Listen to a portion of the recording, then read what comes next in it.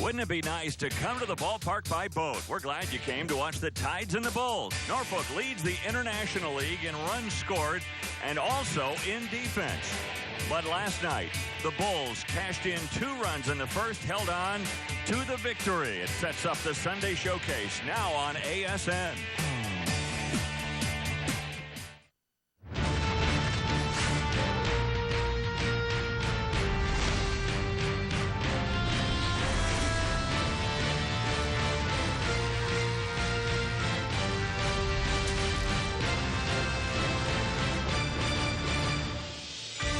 From the Virginia Shore and the city of Norfolk, the American Sports Network proud to present the Minor League Baseball Sunday Showcase. With the Naval Shipyard as a backdrop, that aircraft carrier getting a fresh paint job, we welcome you into Harbor Park, where tonight a AAA showdown from the International League. The Durham Bulls are taking on the Tides.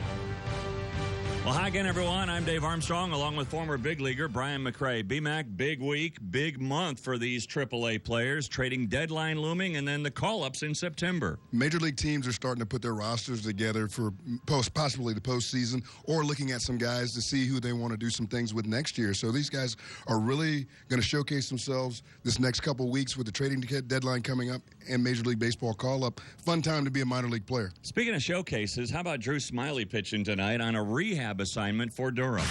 Well, when you come down on a rehab assignment, you want to just get your work in, but you also want to have some success. So I think Smiley, with the things that he's been going through over the past couple of weeks or so, wants to come out and get some outs and throw the ball well, not just get his work in, get his pitches in, and then leave. And then for the Tides, they're, of course, the AAA team of the Baltimore Orioles. Christian Walker, who's already been in Baltimore this year. This is an up-and-comer who really looks good. Yeah, Walker spent a little bit of time in the big leagues, got a taste of that, went from a 49th round pick out of high school, then went to South Carolina, won a national championship, did some good things there in Columbia, South Carolina, turned himself into a 4th round pick. So that shows you where college benefits some of these guys if they can keep going, keep progressing there. Right-handed stick, needs to cut down the strikeouts a little bit, but he keeps improving, and he'll be back in Baltimore soon. Well, coming up, we have the first pitch, but we also have a look at this beautiful ballpark here in Norfolk. We are excited about the Tides taking on the Durham Bulls, and we'll come back with the first inning of play in just a moment.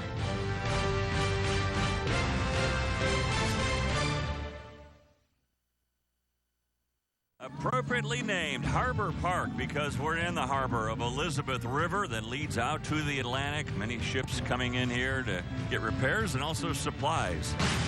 We're ready for some baseball tonight, so let's check out the Durham Bulls starting 5. Boog Powell leads off. No, not that Boog Powell. We'll tell you more. Brian Brett, he's batting second. He's the DH tonight. Then Taylor Motter. J.P. Arancibia. He is the first baseman, batting cleanup. Corey Brown, Nick Franklin, the second baseman. Mikey Matuk, a little bit of a slump right now. Hawk Ju Lee, who is their shortstop, and then Luke Maley is behind the plate. The Tides defensively tonight, Sean Halton in left. Julio Borbon is in center field. Dariel Alvarez is in right. Michael Almanzar is the third baseman. Navarro is at short. Scope is the second baseman. Christian Walker, who we just talked about, he's the first baseman. Steve Clevenger is behind the plate. And on the mound is Mike Wright, who is 7-0 this year. His manager is Ron Johnson. Ron, tell us more about your starting pitcher. Mike Wright's an interesting guy. He's what they look like. I mean, he's 6'5", 6'6", 230, 240, can run the ball up to 97 miles per hour. But he's developed into a pitcher this year where he can use his changeup and his slider to disrupt timing and then bring the high velocities late in the game. So it should be interesting. If he's on his game, it should be a pretty good night. Here's Mike Wright. Man, has he been good. 7-0, 2.48. He got 6 starts with Baltimore this year where he went 2 and 3. This guy, as manager Ron Johnson said, has electric stuff at times, has learned how to pitch a little bit better this year and not be such a thrower. When you throw that hard, sometimes you just rely on your fastball, but he's learned how to mix it up a little bit at times when his fastball hasn't been as good. And look at the results that he's having. You know, strikeouts to walks, that's as good as it gets. That's pretty good. Better than 2-1. The guy calling the balls and strikes tonight is John Byrne. Jason Visconti is the umpire at first, and then over at third, Doug Vines. They use 3 umpires in AAA. The dimensions of this field, pretty much like a big league ballpark. 333 down the left field line, 318 to right, and 410 to straightaway center field. You know, you're thinking about Wright and what he is doing here. When you throw 95, 97 miles per hour, the tendency, B-Mac, I would think, I've never been able to throw a baseball anywhere near that fast, but I would think you'd want to strike everybody out. And you have to really learn to pitch to contact. Because at the big league level, guys are going to hit your fastball. Yes. You have to locate. You have to learn how to, as you said, pitch to contact, let your defense do the work.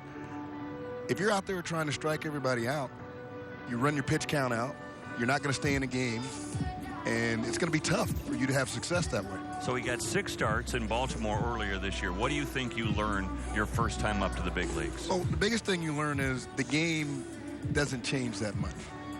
You still have to make pitches as a pitcher to get quality hitters out. And if you make mistakes, you're going to get hurt.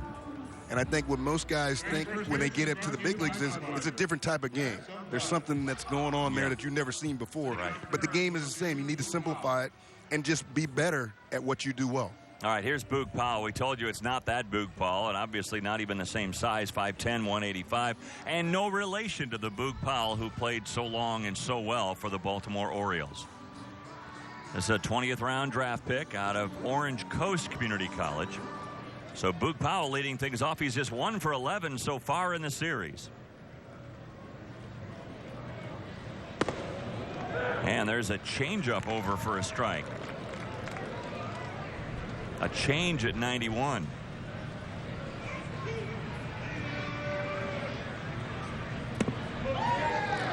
And another off-speed pitch. Quickly 2 strikes on Powell. Powell was originally drafted in that 20th round, as you see, by Oakland. Strike 3 called. So a good start for Wright.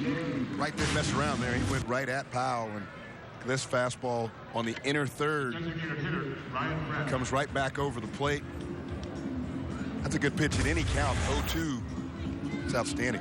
Durham has not been able to figure out Mike Wright. Ryan Brett now the batter.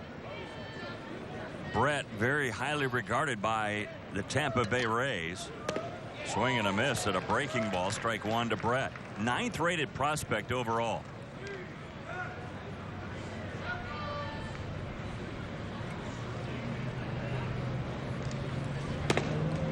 Fastball, first ball throw, and that one at 96 miles per hour. 1-1 the count now to Ryan Brett. Ryan's 4 for 8 in this series. The Tides won the first 2 games. Durham came back with a 2-1 victory in last night's contest that was played in front of a standing room only crowd. Brett is part of the 40-man roster for Tampa Bay. Fastball that he lays off that went 97, and it's 2-2. So we already seen here in the first inning Wright going from 91, 92 miles an hour up to 96, 97.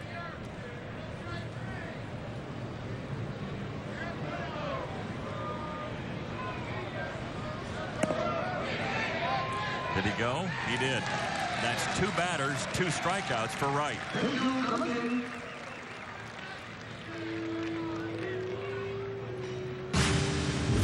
You get ahead in the count, you can expand the zone and make hitters do things like that, where they're not sure if it's going to be a strike or not, but you're pounding the strike zone, you're going to get some awful swings. I like what Ron Johnson said as Taylor Motter digs in at the plate, hitting .304 with 9 homers, 55 runs batted in. He said Mike Wright just looks like a pitcher, and doesn't he? I mean, here he is, 6'5", 230, 240. Classic body type, Yeah. Classic build. Straight over the top. Yeah, if you went to Central Casting in Hollywood, Get me a pitcher. get me a pitcher. There's Mike Wright. 2 strikes on Motter.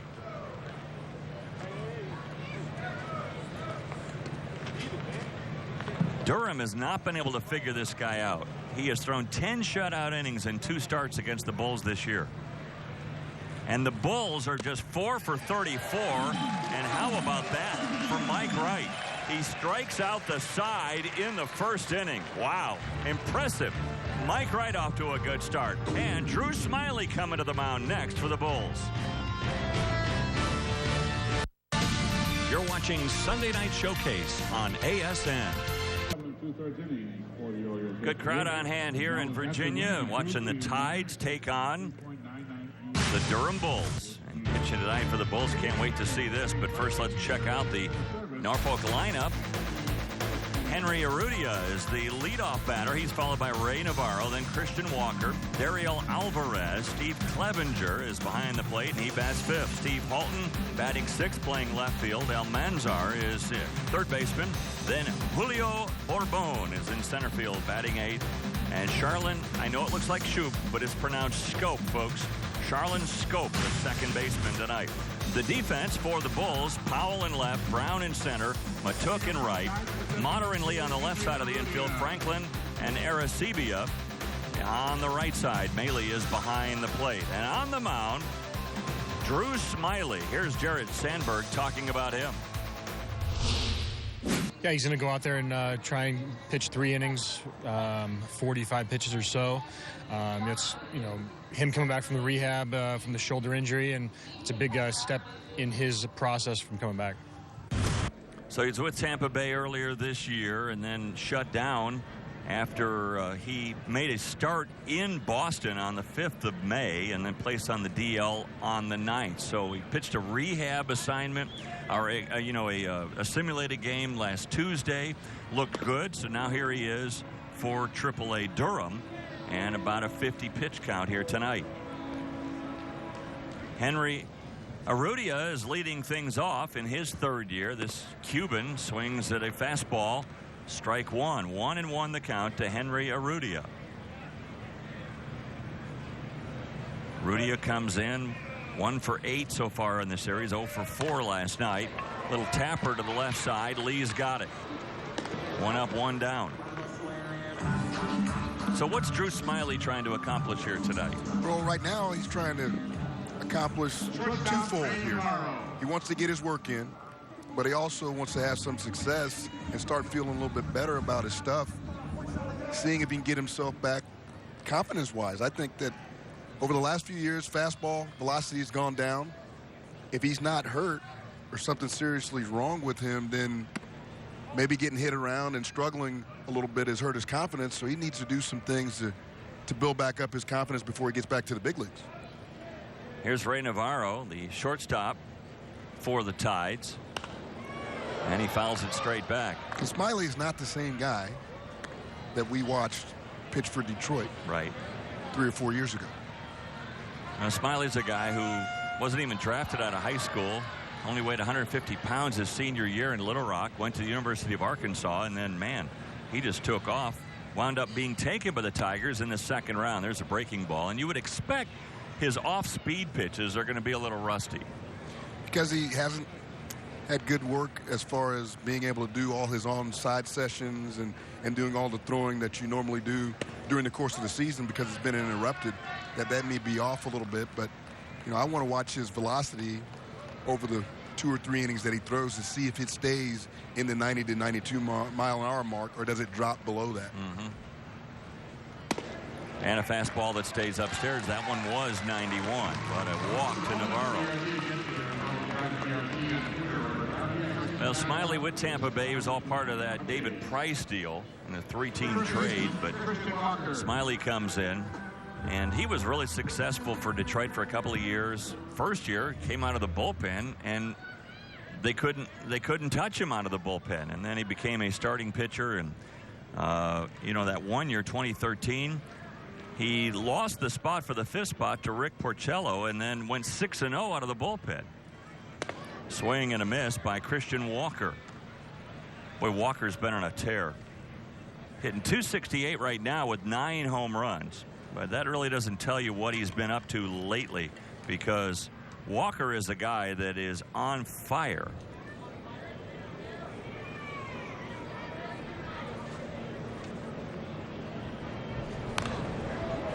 Oh for 4 in last night's game, but he hit the ball hard 3 of those 4 times. He's 3 for 7 in this series, and get this, folks, since the All-Star break, he has 13 runs batted in, and he's hit safely in 8 of those 9 games, hitting .395 over that stretch.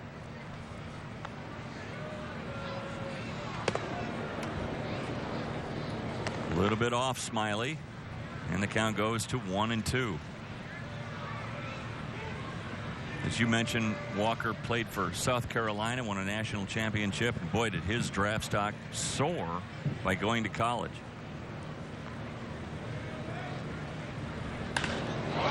Hanging breaking ball driven to right field and deep and gone.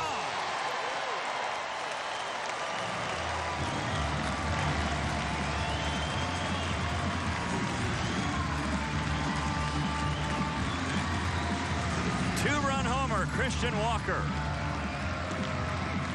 Isn't it nice when the guy we talk about in the open makes us look good? First inning, first at bat, got himself a hanging breaking ball and stayed on that ball well.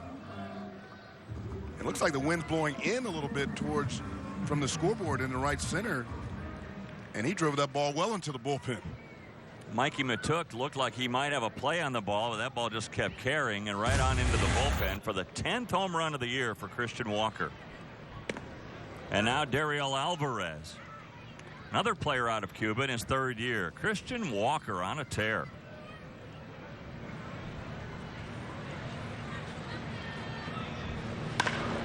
This one hit sharply but foul. So 2-0 in favor of the Tides, who have the best overall record in the International League.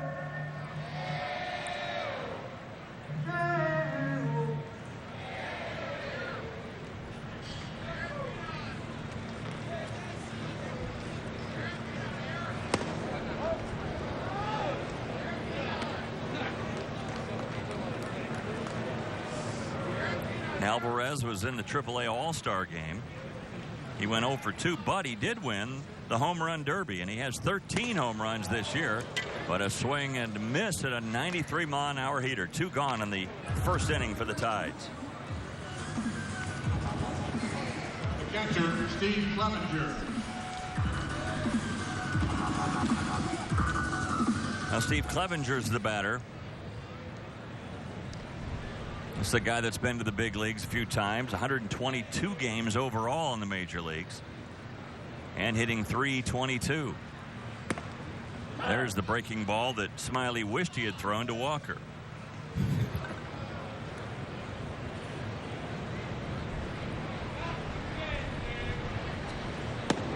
And a fastball that just misses. That's a pitch he wants. He's really trying to paint those corners, and he's not getting that inside call. No, when he throws the ball out over the plate, it's going to get hit pretty hard. Comes to the other side of the plate, and it's 1-2 now to Clevenger. And that's the difference between, we're talking about the two pitchers here, and Wright went out in the first inning and struck out the side and was throwing 96, 97 miles an hour. You can get away with some things when you throw that hard. Swing and a miss, and down he goes. So back-to-back strikeouts for Smiley, back on track, but not before Christian Walker lights it up with an opposite field home run to make it 2-0 Tides as we head to the second.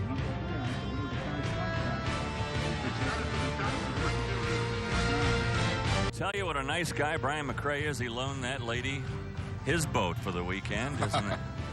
Well, we're all part of the Sunday showcase here in Norfolk, Virginia, and boy, it's good to see the young fans come out. Minor League Baseball showcased here on the American Sports Network. And right now we're showcasing Mike Wright, who was electric in the first inning, striking out the side. And just like that, J.P. Arancibia, who has 20 home runs on the year, looks to bunt. That's how dominant Wright was in that first. Yeah, I think he was just looking to take a pitch, and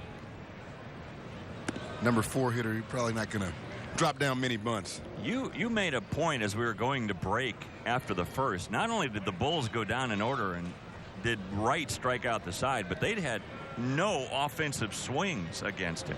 They almost look like they're kind of defeated. When a pitcher has your number and Wright has thrown the ball so well, Durham hadn't been able to do much with him. You almost feel like, maybe this ain't our night already.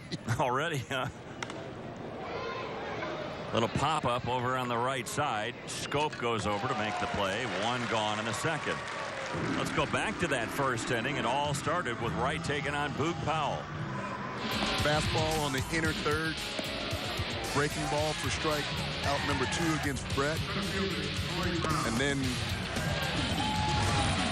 that swing was, his backside was going one way, his arms were going the other way. You're not going to do much as a hitter trying to hit the ball. I think Motter was just trying to get a piece of it just to stay alive. He didn't come close. But they do not look comfortable at the plate against Mike Wright. Now Corey Brown looks at strike 1. Corey's hitting just .217. In fact, in a slump right now. 1 for his last 22. His former Cowboy, first-round pick.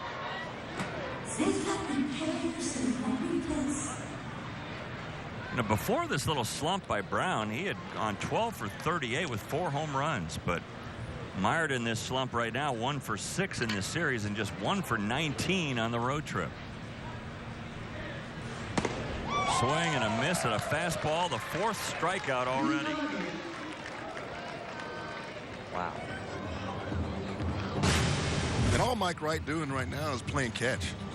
Yeah. Second baseman, Nick Clevenger's setting up. Here, let's try this. And it's working. Get ahead in the count. Move it in, move it out.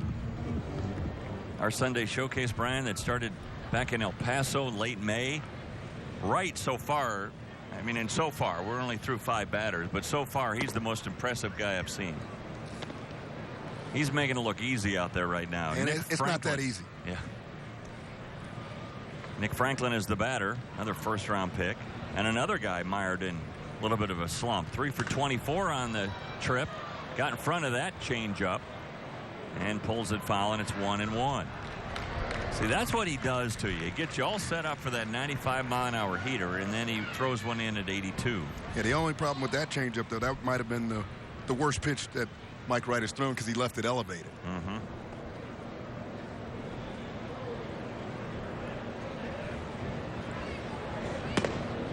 Didn't leave that one. Another fastball in there for a strike. Only 1 ball put in play, and that was a pop-up.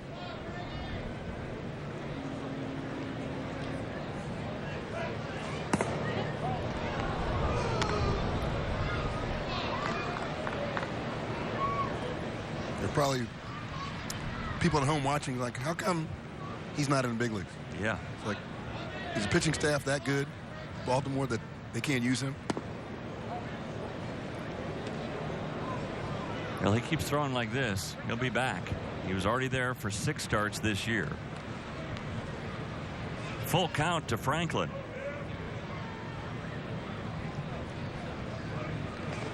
Challenge him with a fastball, and it goes outside. First base runner for the Bulls. Well, the skipper of the Bulls is Jared Sandberg, and in case you're wondering, yes, he is related to Ryan Sandberg. Ryan is his uncle. And in his first year here with the Bulls. Bulls come in at 51-50 overall, 7.5 back of the Tides, who have the best record not only in the International League, but they lead the South by 2 games. Mikey Matuk. Fastball upstairs. Matuk hitting under 200 in his last 31 games, 188 over that stretch. And yet another first-round pick out of Louisiana State. 3 first-round picks in a row. Brown, Franklin, and now Matuk.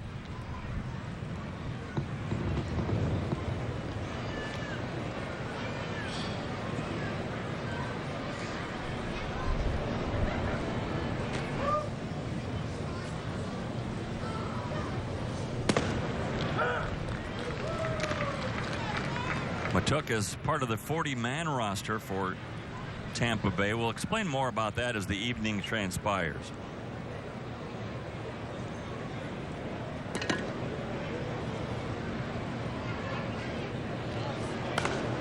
Popped up, foul, and out of play. Basically, the 40-man roster is there to protect the players so that they don't get buried in the minor leagues for their whole career. So once you're put on the 40-man roster, basically you're on a 3-year window. So in each year, the club can call you up to the big leagues and then send you back down. But they can only do that for 3 years. And after 3 years, then you have other options. You can become a minor league free agent. Yeah, there are a lot of weird things that go on that even sometimes baseball people don't understand. Right. With the rules of sending guys down, bringing them back up, how guys get eligible to be promoted to the big leagues that aren't on the 40-man roster, what has to happen, why the 40-man roster is such a big deal, why players in the minor leagues want to get put on the 40-man roster. You know, those are things that we'll go over the course of the evening, because some of these players may be in situations here pretty soon where it's going to matter. Just outside. A lot of times you'll hear a real top draft pick, his agent trying to force the ball club to put him immediately on a 40-man roster right out of either high school or right out of college, so that that clock starts ticking a lot sooner than if they're not on the 40-man roster right away.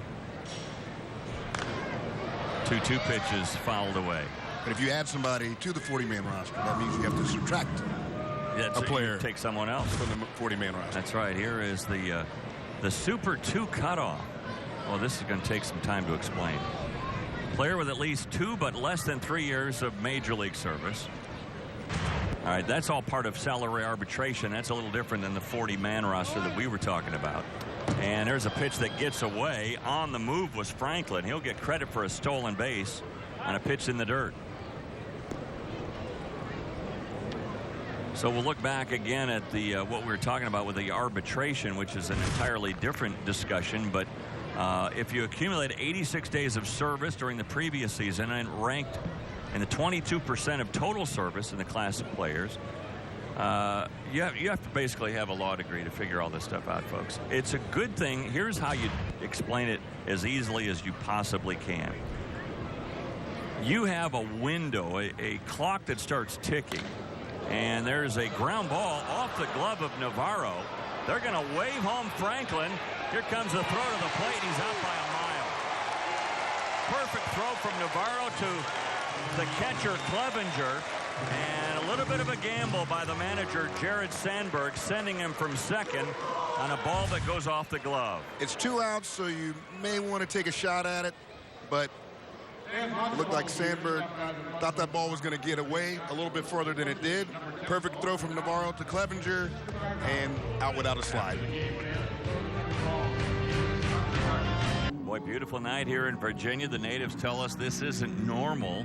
A lot of times it's about 95 degrees with that much humidity, and right now temps in the low 80s and the humidity a little bit down. Nice cool breeze, and just feels great here. And we're so happy to bring you the Sunday night showcase here on the American Sports Network from Harbor Park. This is Halton leading things off.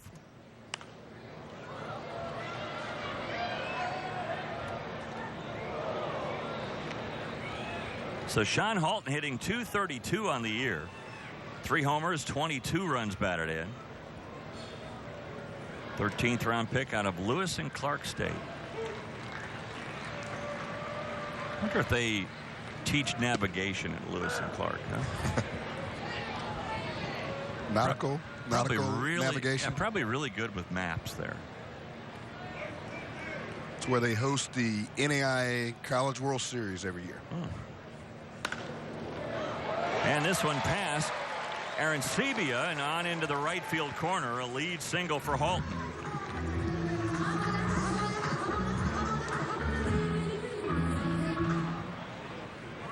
Some of those pitches from Smiley just a little bit up in the zone. If you're Tampa Bay tonight, you're not as much worried about the line on Smiley, about the hits that he gives up. Results, like you're that. not. Yeah. But he is. He is. Because you never want to go out there and get beat up on. Right.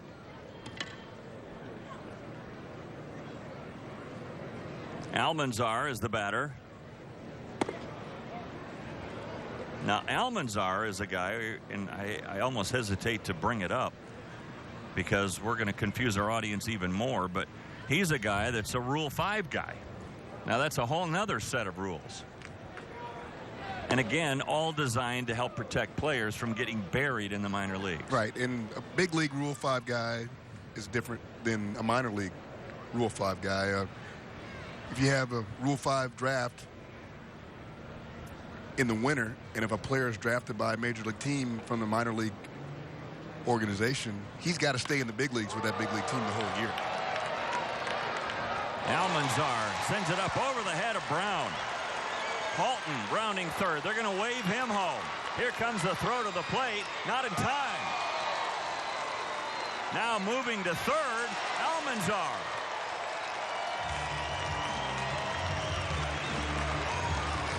That'll be a double and an RBI, and he goes to third on the throw home.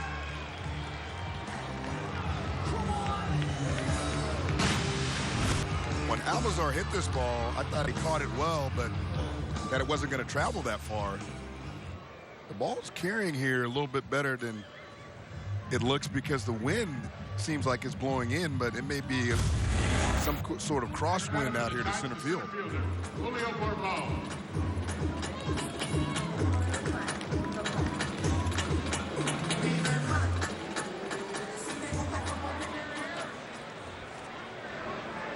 We're checking. They've given an error on that play. I think it's going to be to the third baseman, Motter, because he muffed the throw that looked like a good throw from Smiley to third.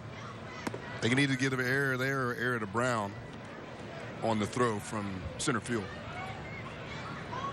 That'd be a tough error there. I think the error more is because it looked like they had Almanzar dead to rights at third, and then the throw dropped by Motter.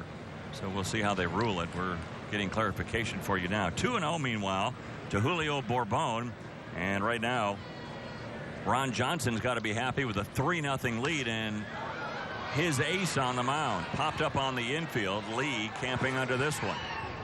One out here in the second.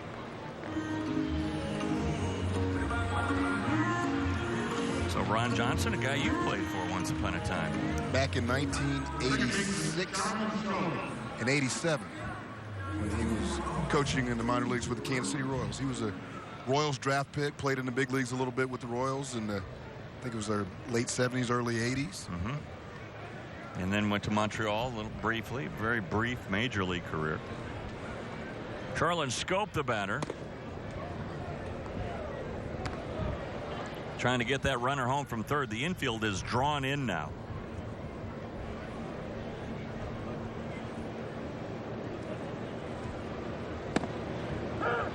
One and one to Scope.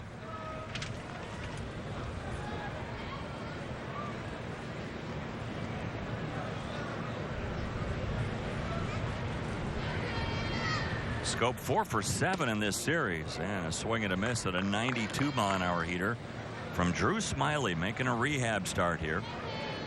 Tampa Bay indicating that he'll make 2, maybe 3 rehab starts at AAA. They hope to get him back by mid-August.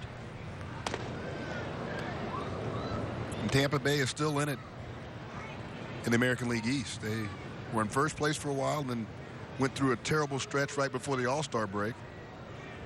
Everybody's kind of juggling for position right now behind the Yankees. Yeah, the Orioles are right there.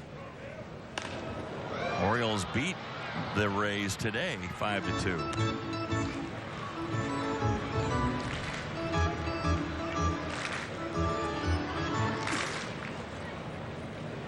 Look inside the glove of Smiley to see if he indicates to us anyway what he might be throwing. Interesting how he's changing that grip almost as if he starts his windup. And down goes Scope. Good pitching here by Smiley as he strands Almanzar at third. Now the infield can back up. There's 2 outs. 3 strikeouts for Smiley. If Smiley can get out of this without giving up more than 1 run, he has to feel good about limiting the damage and made some better pitches as this inning went on. Herodia looks at a strike at the knees. Herodia bounced out to short his first time up.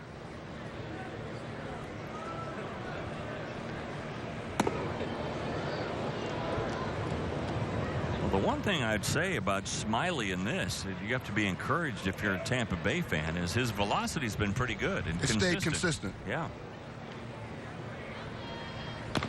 And I think the one thing you really hope for more than anything else if you're Tampa Bay is no recurrence of the shoulder problem. And that will be discussed with him 2 days after the start, the day after, you may not feel anything the day of your start because your adrenaline's going and you're amped up to pitch, but 2 days from now, will he be able to throw long toss? Will he be able to throw his side session? This one drilled into center field, but Brown had him played perfectly, and that'll do it. So the Tides get one out of all of that and extend their lead to 3-0 as we head to the third. So we go to the top of the third inning with the Tides leading at 3-0. Monica McNutt is joining us on our broadcast here tonight. Hi, Monica. Hey, Dave, and I got to mention, you talked about it a little bit earlier, it is a glorious night down here on the ball field. And speaking of this Norfolk Tides program, now they are associated with the Baltimore Orioles, but that wasn't always the case. In 2007, they made the switch to join the Orioles organization, and it makes sense because guys like Chris Wright, who play here and get called up by the Orioles, can be seen in this local viewing area. But prior to that, they were actually affiliated with the New York Mets. So it's been a very smooth transition since then. And of course, the fans like seeing their players that they get to see here up in the big leagues as well. All right, thanks a lot. Monica McNutt joining us here on the sidelines tonight, and it does make sense, when and I think a lot more organizations are doing that to where you can kind of have a tie-in where your young fans can watch the players as they're coming up and then see them at the big league level and still drive an hour, 2 hours or so. You can still see that player play. It's not like they're playing across the country and you don't see them anymore. Bouncing ball to the first baseman, Walker. He'll take it to the bag himself, and Hawk Ju Lee is out number one here in the third.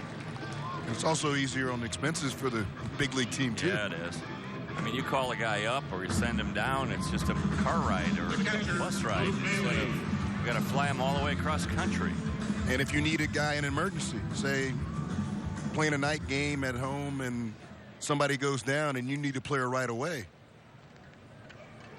There's a lot of pride taken by minor league fans in their cities when a guy makes it from their city to the big leagues. I mean, they follow that guy for the rest of their lives. It's fun. Yeah. You used to say, I remember you when nobody cared about you. Right.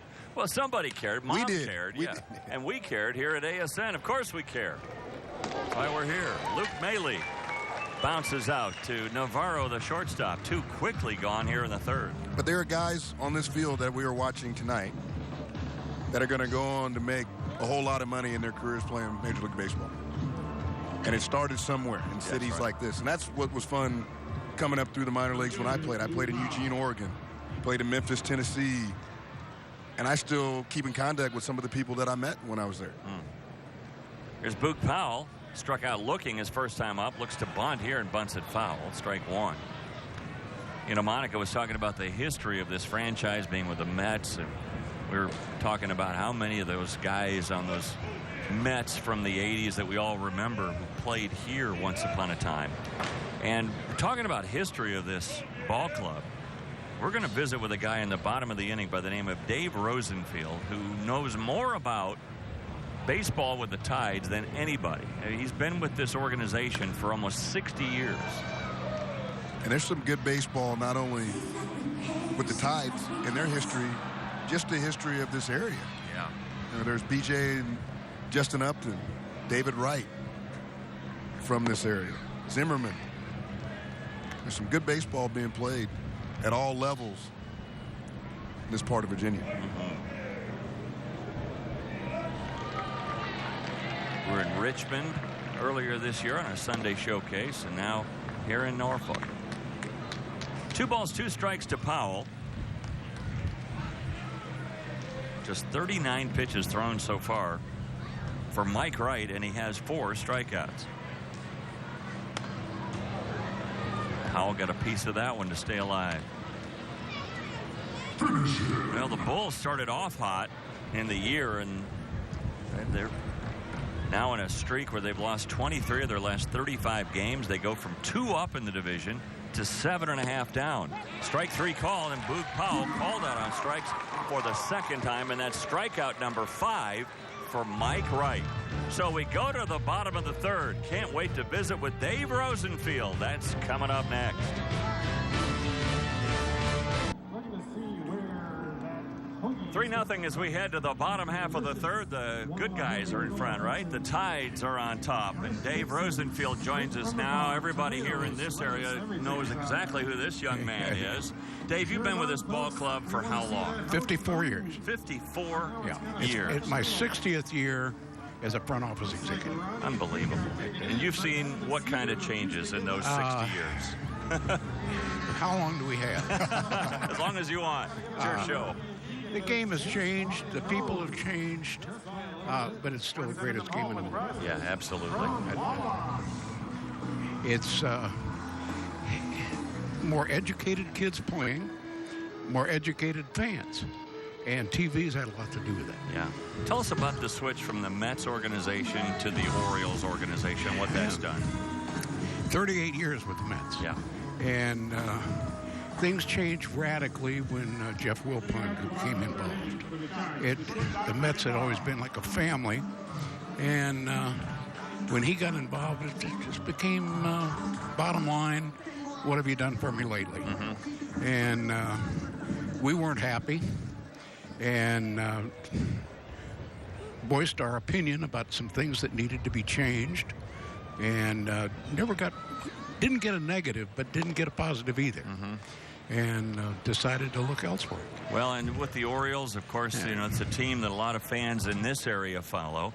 And you look at right now, things starting off for the Tides here in the third inning, and leading things off is Navarro, already 3-0 in favor of the Tides. And, you look at this team now and what they've done, and a lot of these guys have already been up to Baltimore and back, and it's fun to watch them. Well, that's one of the things that's really good about Baltimore, and Buck Showalter has a whole different concept. He thinks in terms not of a 25-man roster, he thinks in terms of 75. Our club, Bowie, and Baltimore. Okay. And he doesn't hesitate to take a kid out of AA and bring him to the big leagues, shuffle him back and forth. And we've seen some of the players today with Wright on the mound. Had 6 starts with the Orioles, and they've been able to use him. And Tyler Wilson, we've had a number of them. Cabral was up. We've had any number of guys. The one thing about it, which is a great motivation for kids at AA and AAA, is the fact that if they continue to perform well, they've got an opportunity to get to the big leagues pretty quickly. Now, you've always been in the administrative part of things, but you also are partly in the broadcasting side of things as well. I play a little. Yeah. Unfortunately, not very well. I've been in love with the game since the 1938 World Series. Oh, my. I was 9 years old. Dad listening to game, didn't have any idea what they were talking about. Right. And the next spring, I grew up in L.A. The Los Angeles Angels opened the Coast League season with 19 wins in a row. Oh. My first game I ever saw, professional game, was game 20 when they got beat. My first major league game that I ever saw was opening day when the Dodgers moved to LA in 1958. So what was it like for you? I mean, growing up with minor league baseball and then all of a sudden seeing a major league park. Of course, when they moved there, they played first of all in the Coliseum. Yeah, which was terrible. Right. But I grew up around the Hollywood ballpark. Okay. And that was our major league, and as a kid, playing high school, playing college, when you got an opportunity to play in a AAA park, it was really something special. Yeah, I'll bet. What are some of the things that motivate you each day to come out here to the ballpark and watch minor league baseball? I still love the game, every bit of it. People say to me, are you still excited opening day? The first time opening day is not exciting will be my last opening day. The game itself is so, 60 years watching it as a professional executive, and you still see something every day that you've never seen before. Mm-hmm. The game never becomes dull. Not at all. Right. You were elected as Mr. Baseball in 2004. A great honor for any minor league executive or anybody who is involved in minor league baseball. Talk about that honor and what it meant to you. Well, I think I just outlived a lot of people. There's something to be said for that, too. Well, the awards that you get in this game that are voted by your peers have a great deal of value. Mm-hmm. And I've been fortunate enough to be executive of the year in the league 4 or 5 times. And, you know, when your peers think you're doing a good job, it's very, very important. We were talking a little bit before the game about recreation. You're talking about your broadcast experience, and you know, recreation was a whole different animal. It was where announcers didn't travel with a team, and they used it a lot in the minor leagues back in the 60s always. and 70s. Yeah, it was too expensive to send your guy on the road. Right. And so recreation was, and you were telling me that you developed something entirely different. We have an out at second base. I don't know why he was out. So that's the old strike him out, throw him out double play, I think. I'm not sure. We're not watching every little pitch that happens. Oh, his little bouncer up the middle. And, oh, they called him out. Looked like he was safe on the replay. Sure did. Yeah. They don't have replay, though, in AAA, Dave. Yeah. That's coming, maybe. But, you know, I mean, how things have advanced through the years. But in the old days, the recreation was the broadcaster didn't travel. So they would get, a lot of times from Western Union. Western Union was a little tape but that came in. you did something unique. We had our bus driver phone in every 2 or 3 innings. And all he would do is have the result of what the hitter did. And the broadcaster would make up the balls and strikes. And if things were slow, there'd be a dog run on the field, or a rain delay, or an argument, or a lot of foul balls. Can you stick around for a second? Sure. They're making a pitching change. Smiley has reached his pitch count, so they're going to make a pitching change. We'll tell you about the new pitcher and visit more with Dave Rosenfield in a moment. Well, they kept Drew Smiley to a pitch count here tonight, and they were true to their word. Around 50 pitches tonight for Smiley. Talking things over right now with Kyle Snyder, his pitching coach. And here were his numbers in 2 1/3 innings. Gives up 3 hits, a couple of earned runs, 3 runs overall, and he struck out 3 and went 53 pitches, so a little over his pitch count. But good for Smiley, you know, trying to get back, and that's all part of minor league baseball as well, these rehab starts. And it's Jose Dominguez who will take his place on the mound. We're visiting right now with Dave Rosenfield, longtime executive here with the Tides, and in fact, almost 60 years involved in this franchise. And you know, this whole area, how it's changed. And you've been involved not just with the Tides, but a lot of other sporting franchises. We here ran too. a professional football club for 3 years. And I was interim general manager for the Virginia Squires in the ABA. Oh, wow. So I've done a little bit of Who were some everything. of the players that played for Virginia? I'm trying to remember. Julius Erving. Oh, yeah, Doc. Jim Akins, Fatty Taylor, guy that's still coaching Brown. Oh, Larry Brown. Larry Brown guy. Larry Brown, yeah. Yeah, we had some good ones. Man, you did. Yeah, Larry's still going. It's back at SMU now. Yeah, he's been at it probably about as long as I have. Well, you know what? It's just such an honor for us to be here and to be a part of a minor league showcase. And it's fun for us on the American Sports Network to go around and showcase minor league baseball this summer. Well, we're delighted to have you, and been watching it while I'm trying to broadcast the game. And you guys are doing a great job. Thank you very much. Thanks. It's a pleasure to meet you. An honor. Thank you very much. Thank you. You bet. Dave Rosenfield, our guest, and couldn't be more honored to have him join us here in the booth here on the American Sports Network. Thanks a lot, Dave. Really appreciate it. So good stuff there from a guy who is a long time. I mean, almost 60 years, folks. Think about that. And a guy that has roots deeply embedded here in the Virginia culture. All right, we're going to get caught up now on what's going on in baseball. We've had a pitching change. We've got all kinds of stuff going on. A runner at first and 2 out here in the bottom of the 3rd. 3-0 in favor of the Tides. Clevenger is the batter.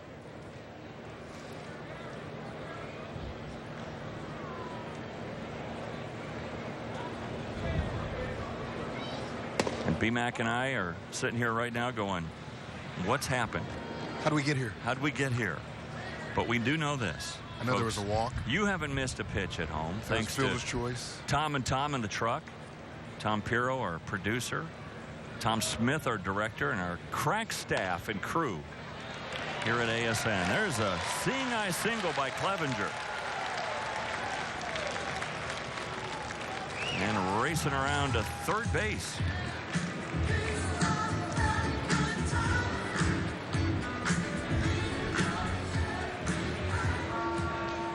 and now runners at first and third for Sean Halton. And Halton singled and scored back in the second. Dominguez on in relief of Drew Smiley, who pitched 53 pitches.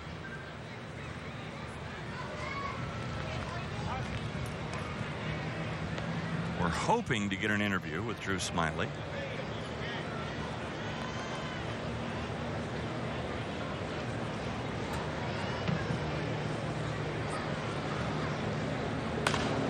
This all started with a lead walk to Navarro. Lead walks will kill you.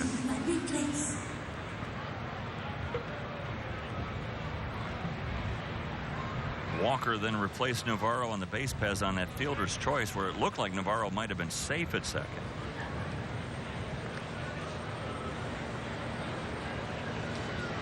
Alvarez struck out, and now here's one dropped into right field for a base hit in front of Matuk, and that'll allow Walker to score. So Walker scores for the second time tonight, and it's 4-0 in favor of the Tides. RBI single for Halton, his 23rd RBI of the year. Sometimes it's hitting, it's not how hard you hit it, it's where you hit it. Halton just placed that nicely into right field. Those young ladies shopped at the same store today. They're twins? Yeah.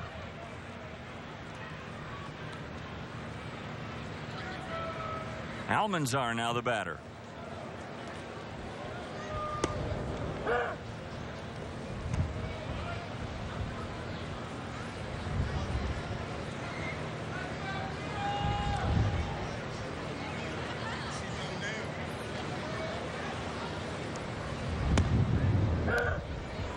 There's a strike to Almanzar. He doubled home a run back in the second. By the way, there was no error on that play. The error happened earlier, and that was against the Tides on what we both thought was an infield single, wound up being an error on the shortstop Navarro.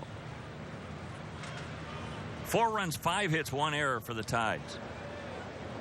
No runs, no hits for the Bulls. Ball and 2 strikes to Almanzar.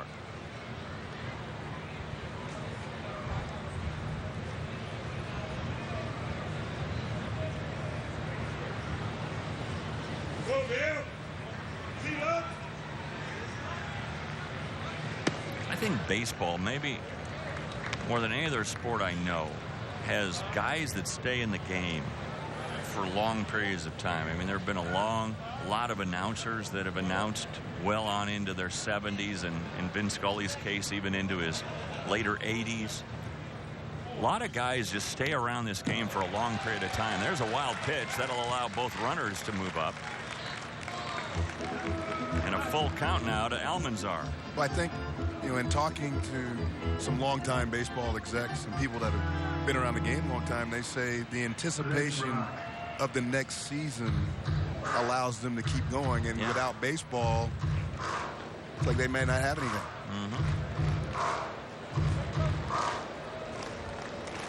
I heard Vin Scully, he told me one time, he said, you get into January, February, start getting that itch again. Spring training starts, and you want to be around the ballpark. There's a high fly ball, left field. Sun can be a problem out there, but Boog Powell has a handle on this one, and that'll do it. But the Tides get one more, and we head to the 4th. 4-0 in favor of Norfolk.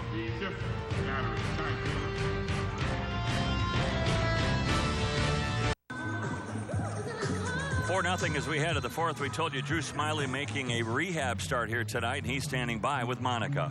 Drew, how would you assess your start tonight? We know you're working on that rehab assignment. I was very happy with it. I was just trying to build strength, get my arm speed going. This is the first game I pitched in over 3 months, so it was a great first game. I'm really happy with it. So where do we go from here? In 2 days, you will be checking for? I just go back to Tampa, continue with my rehab, and 5 days from now, pitch again, probably somewhere in the minor leagues, and try to build arm strength and build my pitch count up, and hopefully get back to the race soon. Thanks, Drew. Best of luck with the rehab. All right, thank you. Appreciate it. Back upstairs to you guys. Well, thanks a lot, Monica. Interesting, his assessment. He thought he did well, and I think a lot of that is because he feels good. Right, and I think, when you throw the ball and don't have any pain as a pitcher coming off something like a shoulder injury, that's the first thing. You want to just be able to pitch and feel good, and then you worry about the results later. Right. Well, that's the first thing, is that first step, because you're always afraid that I'm going to go back out there and re-injure myself. Right. And so the fact that he feels good, the rest will come. Yeah, and feeling good now is one thing. Feeling good tomorrow and 2 days after will really make him feel good about himself if he doesn't have any lingering pain. Well, here's Ryan Brett leading off against Mike Wright, who has been almost unhittable. In fact, he hasn't given up a hit in this game. The one hit that we thought was an infield single by Matuk was an error on Navarro, the shortstop. So far through 3 innings of work, no hits and 5 strikeouts. 2 balls, 2 strikes here to Brett. Brett struck out his first time up.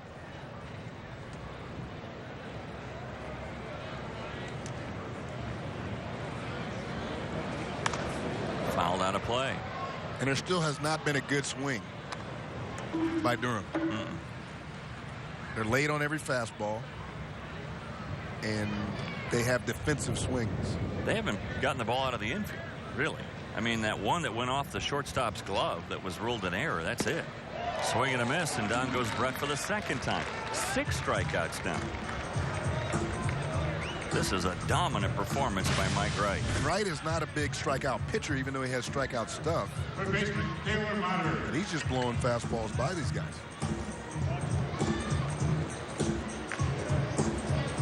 Nothing fancy about that.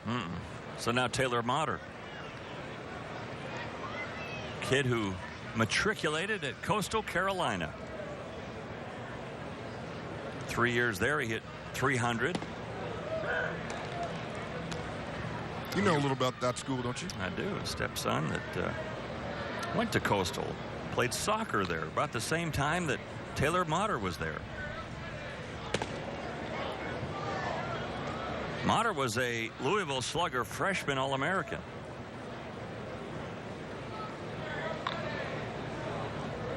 Motter struck out his first time up. In front of that pitch, an off-speed offering. And it's now 1-2. Okay, he was a non-roster, Motter, a non-roster invite to spring training. What does that mean? It means he gets the number like 70 for one. And that he is probably one of the first ones cut and gone. They'll bring in extra guys in spring training so they can play inter-squad games, and they need numbers and just to give guys a look. But as we talked earlier about the 40-man roster, 40-man rosters get paid big league money in spring training. A non-roster guy does not. 2 balls, 2 strikes now to Motter. Now, Motter did make the midseason All-Star game in the International League, but when you're invited to big league spring training, I think it kind of also means that the club has high hopes for you, and they're trying to get you comfortable in a big league camp. Right, they want to see how you react and what you do, and it could be that little motivation thing. Teams use it in 2 or 3 different ways. And there's one pulled into the corner for extra bases. So Motter will have a stand-up 1-out double, and that's the first ball hit hard off of Mike Wright here tonight.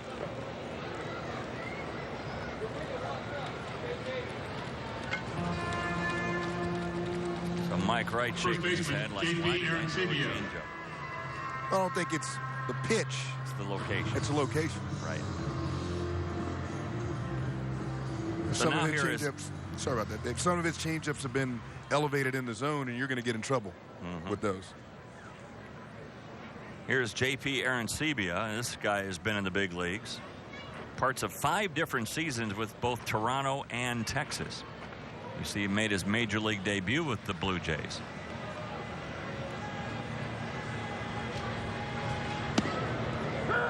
And you were just in Canada, weren't you? Just spent a week in Newfoundland. We're in St. John's, Grand Falls. Brought your coat? And no, I didn't bring a coat. I just brought a long sleeve. It was a lot colder than I thought. But very, very beautiful up there. Good people. Doing some camps and clinics with the Blue Jays. So that was fun. Well, Aaron Sebia is hitting .227 on the year, does have 20 home runs. He's got his had 20 home runs in the big leagues. Yeah. The power hasn't been a problem. Right. Now, he was a non-roster invite to Major League Spring Training.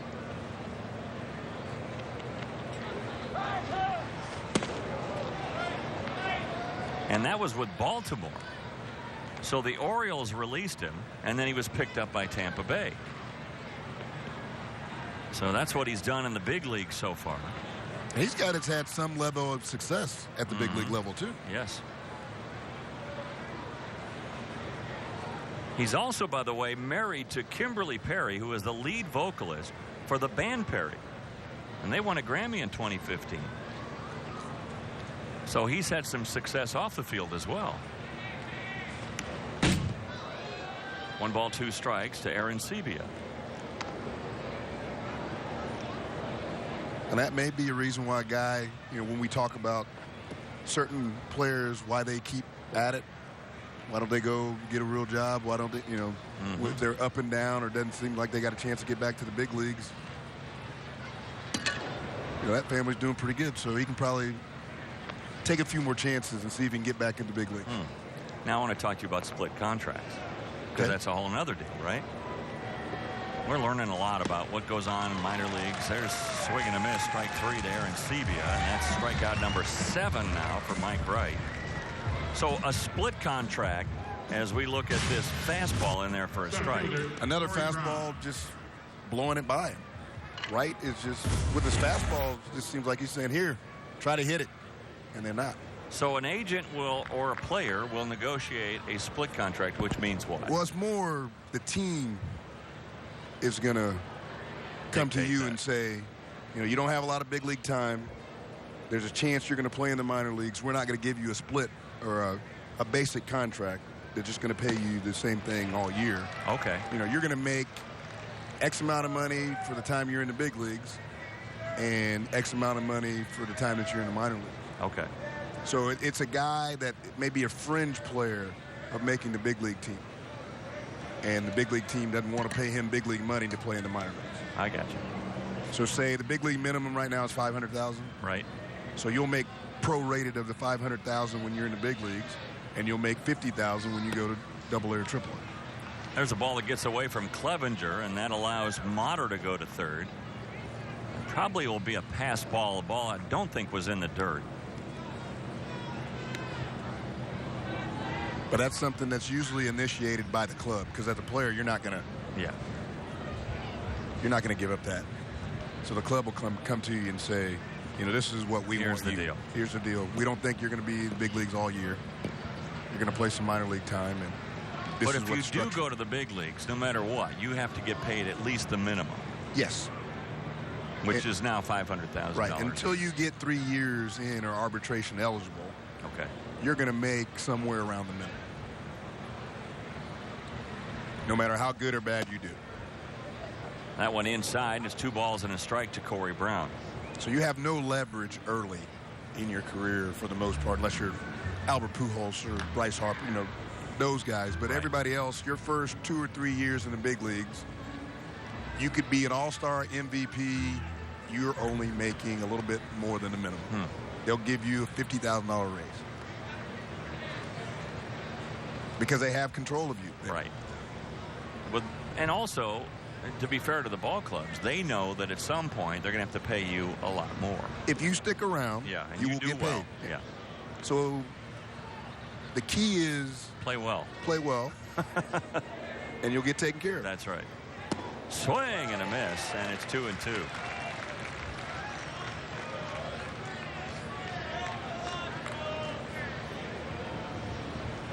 Boy, his changeup, for the most part, that was really good right there. The other changeups were staying up in the zone. That one dropped out of the zone, and that's where you want to throw it. You don't want to throw changeups for strikes. You want to throw them that they look like strikes, and the hitter is going to swing over the top of them. This is a high fly ball. Alvarez literally camping under it. He could pitch a 10, and that'll do it. So the Bulls get a double from Motter, but that's it. Their only hit of the game. And we go to the bottom of the 4th inning. And we'll talk baseball with Joe Gregory, the GM, next. Boy, what a great place for our minor league baseball Sunday showcase. We're in Norfolk, Virginia, and man, are we having a great time as the Tides lead 4-0, and we go to the home half of the 4th. And joining us now here in the booth, Joe Gregory, the general manager, and you have brought presents, gifts, food. Didn't want to come empty-handed. I know how long these games go, so I thought you guys might want a snack. All right, so what are we featuring here, Joe? Well, we got some brisket here. Wait, let me try that. Yep, there you go. Plenty for everybody. All right, don't drop it. Yeah. We smoke it in-house here. It's the first year we're doing brisket, and you were talking about how great El Paso He played for the was. Royals, so you know how good barbecue is in Kansas City, but this is good. This is real good. This is real good. Glad you like it. Yeah, go back for seconds and thirds. Yeah, we got plenty for you. Go ahead, you keep talking. We're going to eat. Yeah, I'll just handle the heavy lifting here. Yeah, that's good. The more you eat, the lighter this plate gets. Now, cornbread. Yep, and we got some mac and cheese and green beans, so a little healthy in there. Oh, cornbread's one of my favorites. We haven't been healthy this whole year. No, we haven't. So why start now? I've gained 20 pounds this year. We're going around. We've had fun, though. We've had a great time. Tell us about your club and about this city and how proud you are of the Tides and, what this means to the community. Yeah, the Tides, I mean, being here so long, over 50 years, the Tides have seen the city change a lot over the years, but, baseball's always been the constant and something that I think, really is ingrained with the local community here. And, I think we try to do our part by helping out the charities, the military, things like that, the schools. The reason I'm wearing the SpongeBob jersey is a charitable endeavor of ours. Well, we'll talk about that in a second, but you talk about the military, and the Navy obviously has a huge presence here in this area of Virginia. And, last night, that you honored a family, someone who actually lost their life and their family was here being honored. And you look at all of that, Joe, and what you guys do for these servicemen and women who give so much for our country. Yeah, we're lucky to be where we are here. It's the largest naval base in the world, but not just the Navy, the Marines, the Army, the Air Force, the Coast Guard. We're lucky enough to be able to work with all of them. Whether it's honoring a service member of the game, during the 7th inning stretch, we have a montage of people that are serving overseas, or just, whether it's giving tickets to single sailors to come out to a game. We know how important the military is, and we're glad to be able to help them out.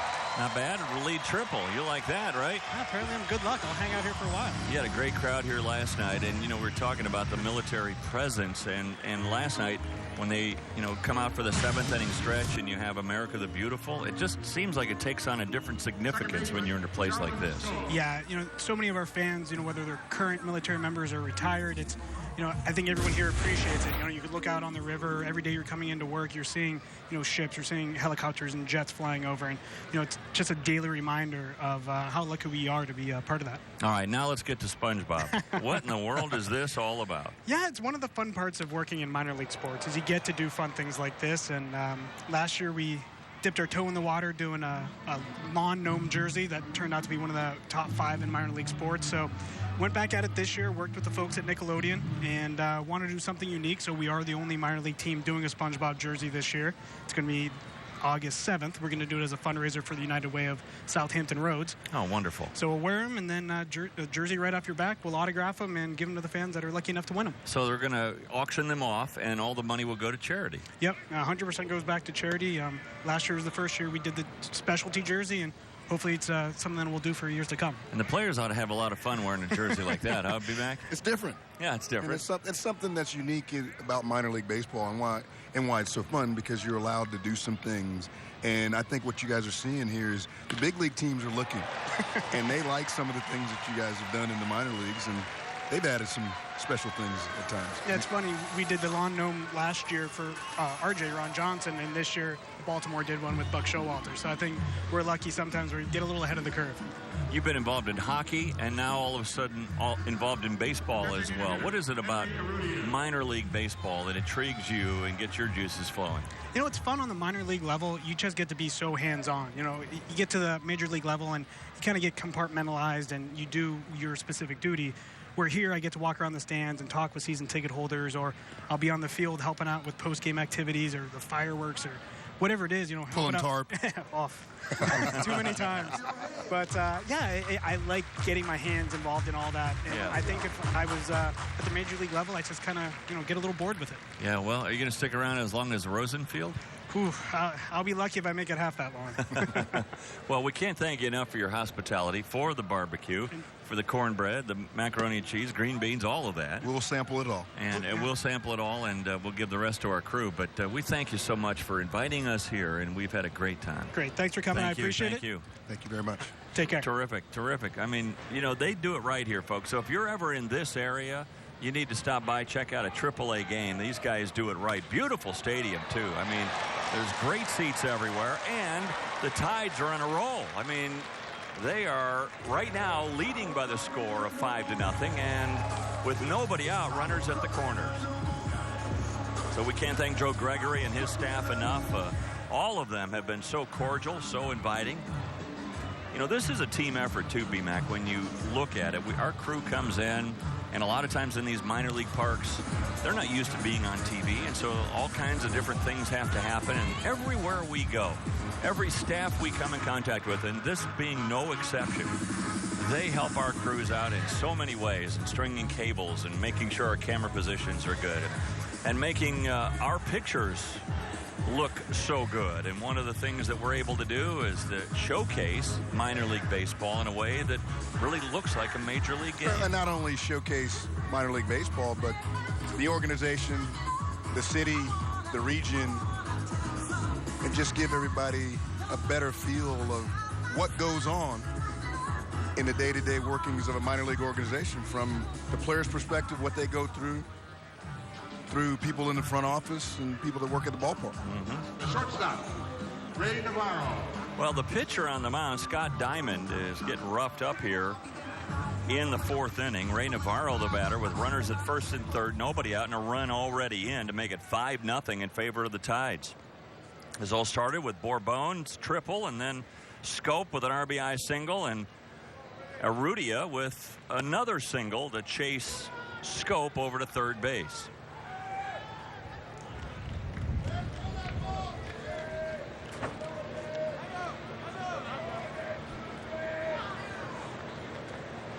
I still haven't tried the cornbread. I'll take this pause to sample a little bit of that. Go ahead and talk, B-Man. That doesn't even need any butter or honey. Perfect. Really good. We've been able to sample some good food, too. Yeah, we have. And unique things to the area. I still think back to El Paso and having nachos out of a dog bowl with the Chihuahuas. Runners at first and third, and there's a base hit over the head of Lee, the shortstop. Scope walks home from third, and Arrudia will stop at second base. So 4 hits in a row to start the fourth for the Tides. The Tides have been on a roll, winning 5 of their last 6, averaging 6 runs a game in those 6 innings. And now here's Christian Walker, who did this in the first. Got himself a breaking ball out over the plate, didn't try to do too much with it, drove it into the bullpen. Player we highlighted in the opening, and he made us look good right away. Little tapper down to third. Motter's got it to second for 1. The relay not in time. Good hustle by Walker.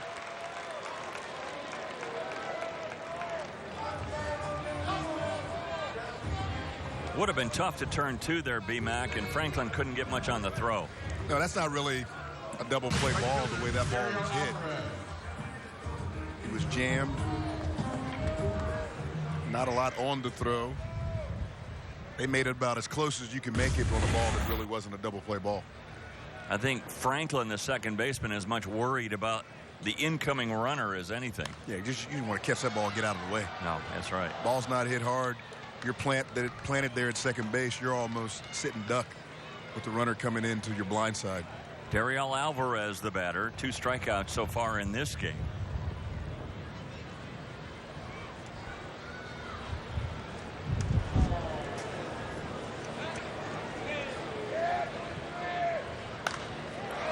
Tipped up behind the plate over near the dugout and out of play.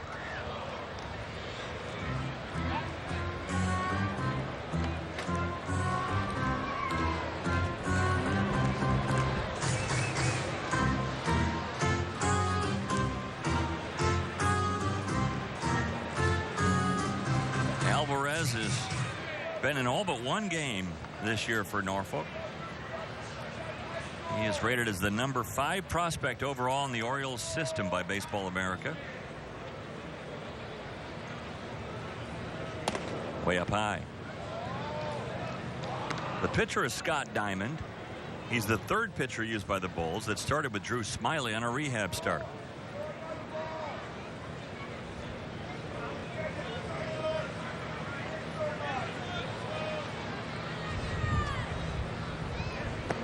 In the dirt, 2-2. You look at Alvarez, and an up-and-coming star out of Cuba. Played here part of the year last year and hit over 300.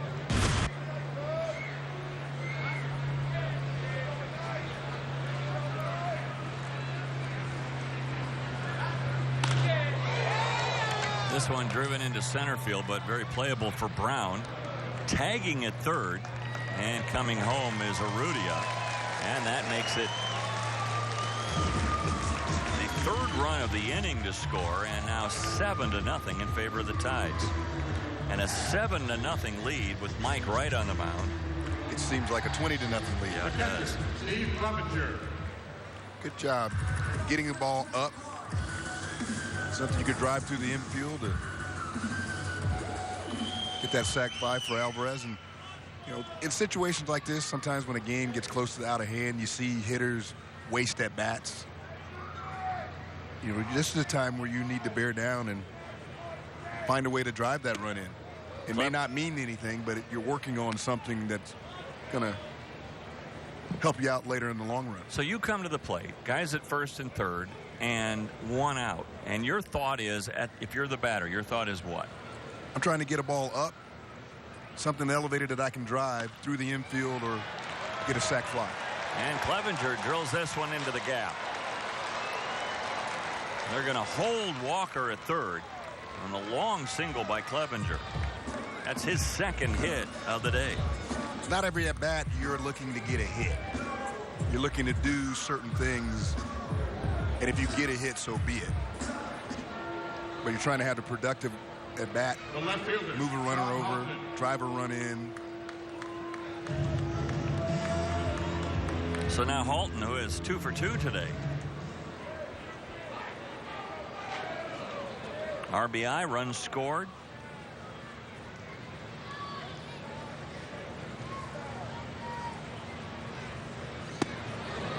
Big swing, no contact.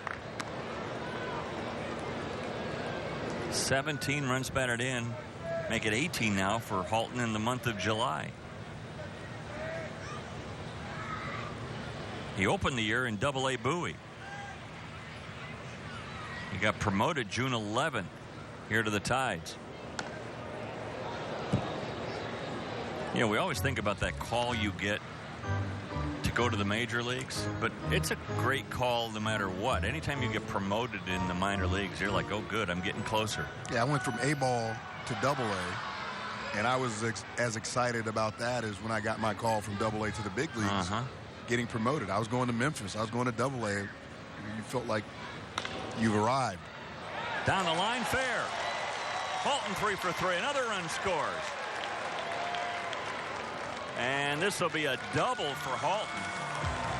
His 2nd RBI of the night, and it's 8-0.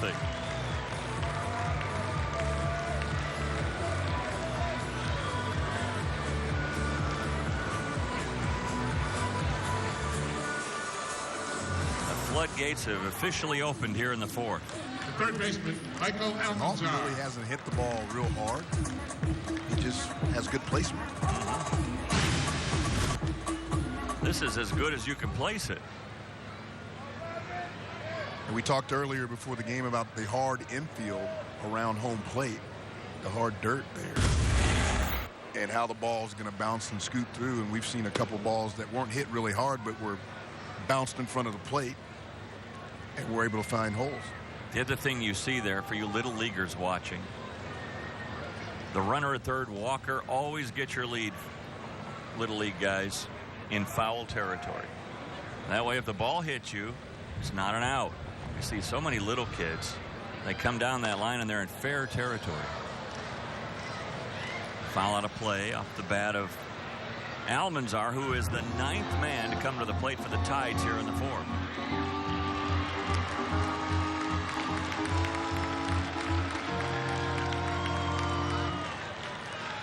Nice catch there. There's a fan for life.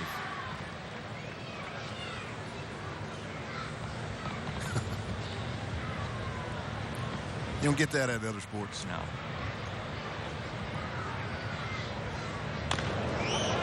Little tapper. It's gonna be a Tough play. play. Motter. Nope. And that allows another run to score.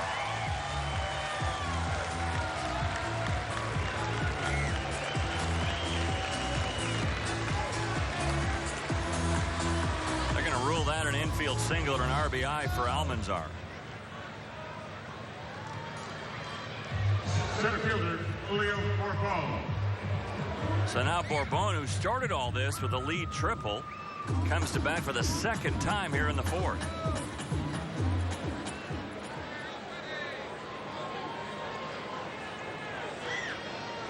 And Scott Diamond has been really roughed up here in this 4th inning. All of this belongs to Scott Diamond. This is the kind of an outing that just destroys your earned run average. You can't come back from this unless you're a starter. Bullpen guy giving up 5 or 6 runs in an inning, it could take him 3 months, 4 months of throwing zeros up there to get back. And sometimes you're in a situation as a manager where, and a pitching coach is like, well, somebody's got to take one for the team. That's right. I'm sorry, but yeah, they've got to stay on this road trip. You know, tomorrow, Durham, they'll be heading to Gwinnett. They play a 3-game series there. So sometimes you just got to save your pitching staff, especially when you're going up against a pitcher like Mike Wright. It's 9-0. We've lost this game. You've got to play for the future. And you hate saying that. Yeah. And you don't say it, but you're thinking down the road, if we have to throw 2 or 3 more guys now, the next series may be in jeopardy. That's right. And then we may put a starter in trouble because he'll have to stay out there long because we have nobody in the bullpen.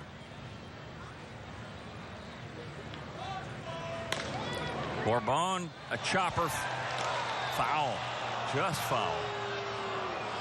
Ooh, that was close. First base umpire Visconti was right there.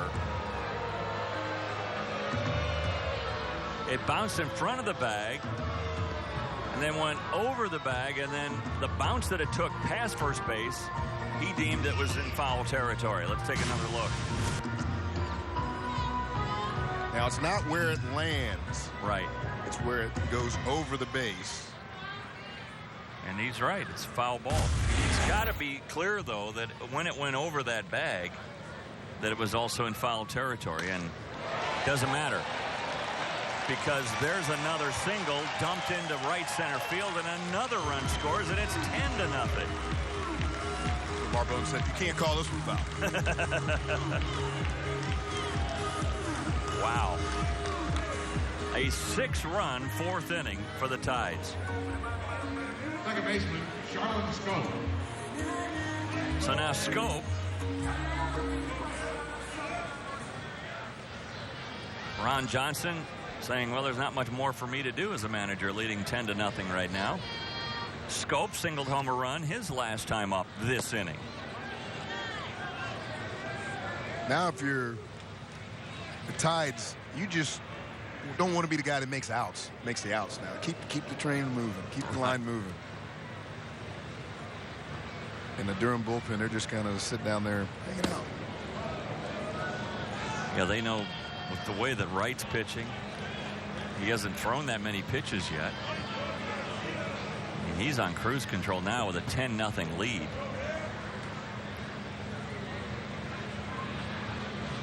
Charlon Scope. And I guarantee you there are all kinds of fans that aren't familiar with his brother who plays for the Orioles who are saying it's Shoop. It's not. Why does he keep saying Scope? But it's pronounced Scope, folks. Like the mouthwash. Yep.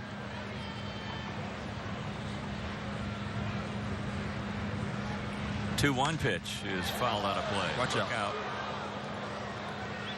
Heads up, everybody.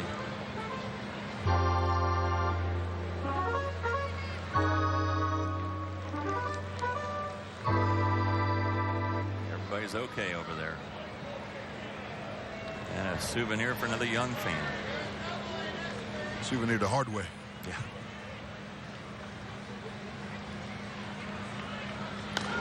Another foul ball. You know, I grew up in Detroit going to Tiger baseball games, and that was always my big dream. Go take your ball glove to the ballpark and see if you can catch a foul ball. Of course, I normally, because the seats are only $1, I sat in the center field bleachers. It's very hard to get a ball in the center field bleachers at Tiger Stadium. Yeah, Big Cecil wasn't playing at the time to hit him out there. But you probably were lucky or sitting out there because the foul balls, Tiger Stadium was so close. Everything, so close. That it felt like the fans were right on top of you. When you hit a foul ball, you always looked up and you were cringing. Yeah. That was a scary place to be fans off the right and left field, right field and left field side. The other thing they had with the upper deck, you had all the posts. There's a ground ball, should be the inning. So the first thing you do if you sat not in the bleachers, first thing you'd say is, all right, I can't see third or I can't see second. So the posts were always a problem if you had to sit behind the posts. Obviously, I never got really good seats at Tiger Stadium. It's 10-0, folks.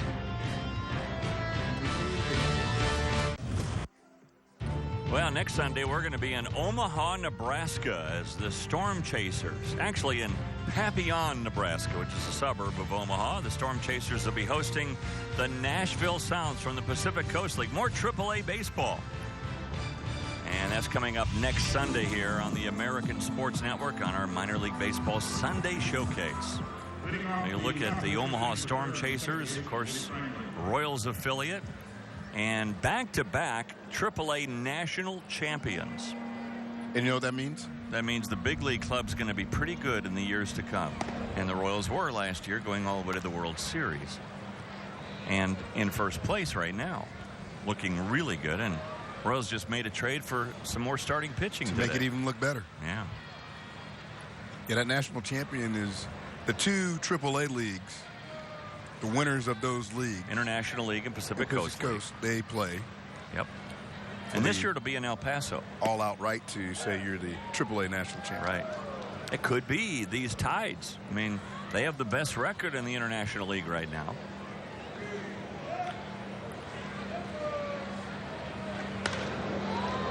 High pop-up off the bat of Franklin. Long run.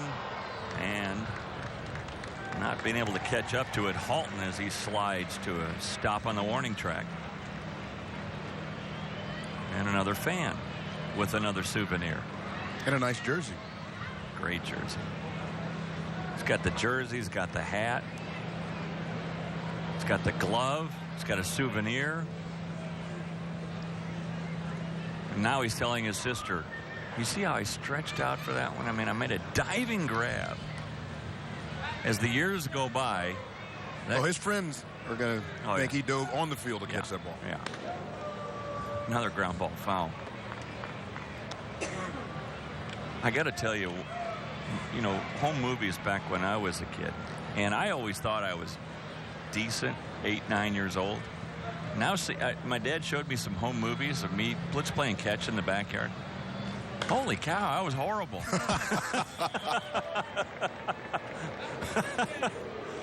Oh, man. There's a foul ball caught by Almanzar at third. One out in the fifth. No secret why I became a broadcaster. The right fielder, Mikey Mato. Boy, how about Mike Wright and what he's doing here tonight? I think this is going to be hard for him these next few innings because you pitch with the lead and the game is tight and your concentration, your focus is sometimes better. Yes. But if a game gets out of hand, you may lose that focus and concentration. Real easy to do. Mikey Matuk, safe on an error his first time up.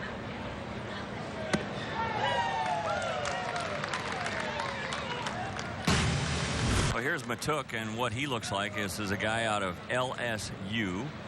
Made his major league debut earlier this year. First round draft pick, 31st guy taken overall. Line drive, base hit. This one's going to plug the gap, gets by Halton all the way to the warning track. Matuk racing around second, heading for third. He'll go in with a stand-up triple.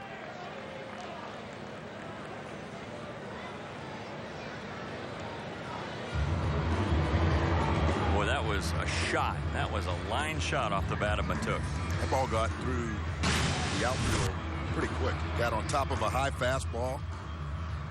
The shortstop, Akil Lee. Once it got past,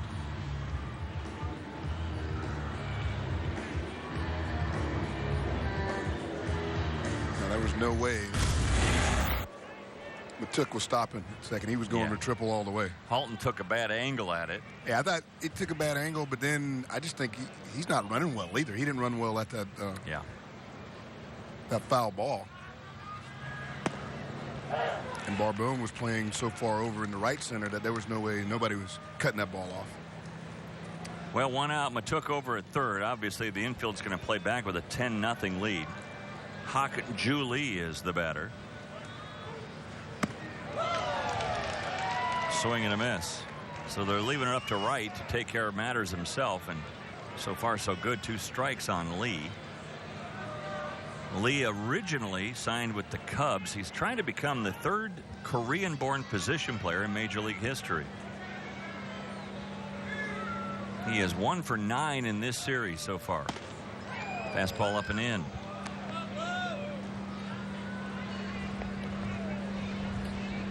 Lee was progressing nicely through the minor leagues, and then in 2013 played just 15 games and missed the rest of the year with a torn ligament in his knee. Little tapper. This will score the run. There goes the shutout for Wright. And Lee gets an RBI, his 16th of the year. There's 2 outs now in the 5th.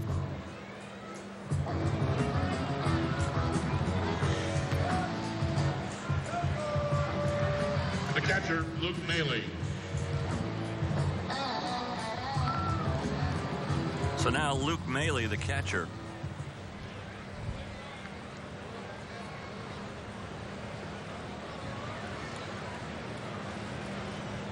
Maley went to the University of Kentucky, and he drills this one into left field. Halton boxed it around just a little bit, but down at the shoestrings makes the grab, and that'll do it for the Bulls here in the 5th. We're halfway through. 10-1 in favor of the home team. There's your program.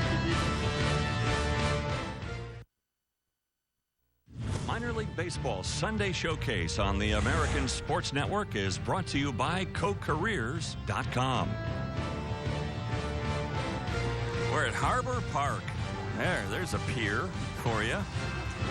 Now the Tides have no piers tonight. 10-1 the score in favor of the home team. And Diamond goes back out in the 5th inning after giving up 6 runs in the 4th. Urrutia will lead things off. He is 1 for 3 in the game with a run scored.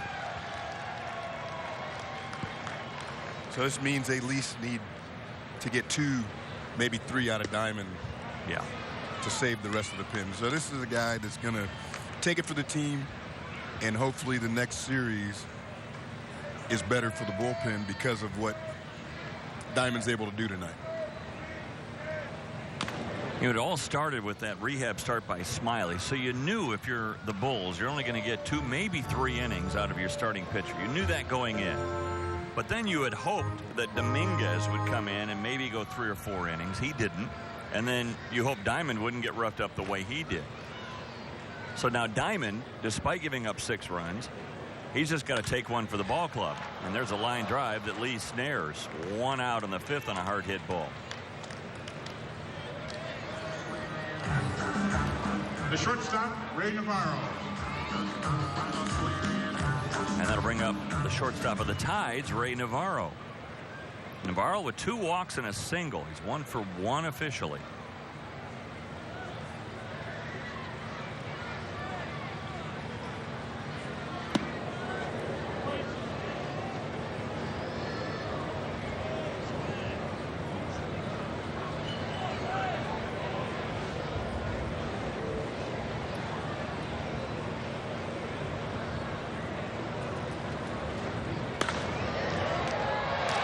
The glove of Motter into left field. Navarro aboard for the 4th time in this game. And that brings up Christian Walker. First baseman, Christian Walker.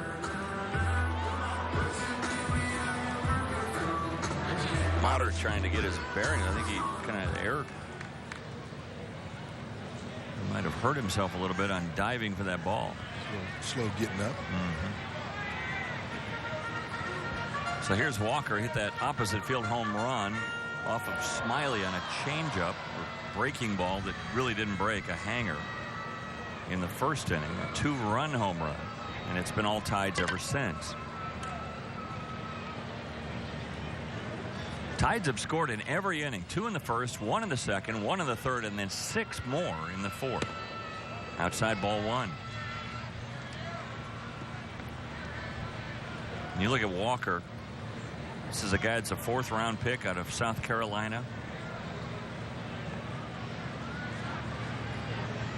And I know you've been preaching all summer long, BMAC, about the benefits of going to college for these players. And it certainly has helped in the case of a guy like Christian Walker. He was lucky enough and talented enough to get drafted out of high school, but it was in the 49th round. If you sign as a 49th rounder, 1, you're not getting a whole lot of money because it's near the end of the draft, and 2, as 17 or 18 years old, you're probably not ready for pro ball. He goes to college, matures, gets better, improves his draft status, and comes out of the draft in a lot better position than he would have been if he signed out of high school. And I just think some of the late round kids that get drafted in high school, it's nice to get drafted, but understand that if a team thinks you're good enough, they probably would draft you higher out of high school. If they draft you that low, you're better off going to college. And looking at those numbers right there for the opening day roster. Look at that. I mean, 59% of the guys that went to a 4-year school make it to the big leagues. They were on a big league roster this year. Big league roster. I mean, that's just tremendous. And here's the other point that we sometimes forget, that it's not easy to get one of those jobs in the big leagues. And so if you don't, you're at least 3 years into your college education. So you're well on your way to a bachelor's degree, and you can go back and finish that up very quickly. And now you can start career number 2. And it's easier if you go to college, play a little bit of pro ball. Right. It doesn't work and go back. Yes. You're more apt to do that than if you sign out of high school, don't ever go to college, play 4 or 5 years in the minor leagues. You're not going back to school. Even though the team says they set aside money and you can work that in your contract. This could be 2.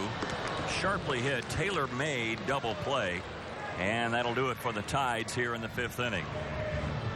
So we go to the 6th, and it's a lopsided game. 10-1 our score as we look at this double play. That's about as tailor-made as they get. Retailer near you for high quality, comfortable t-shirts, socks, underwear.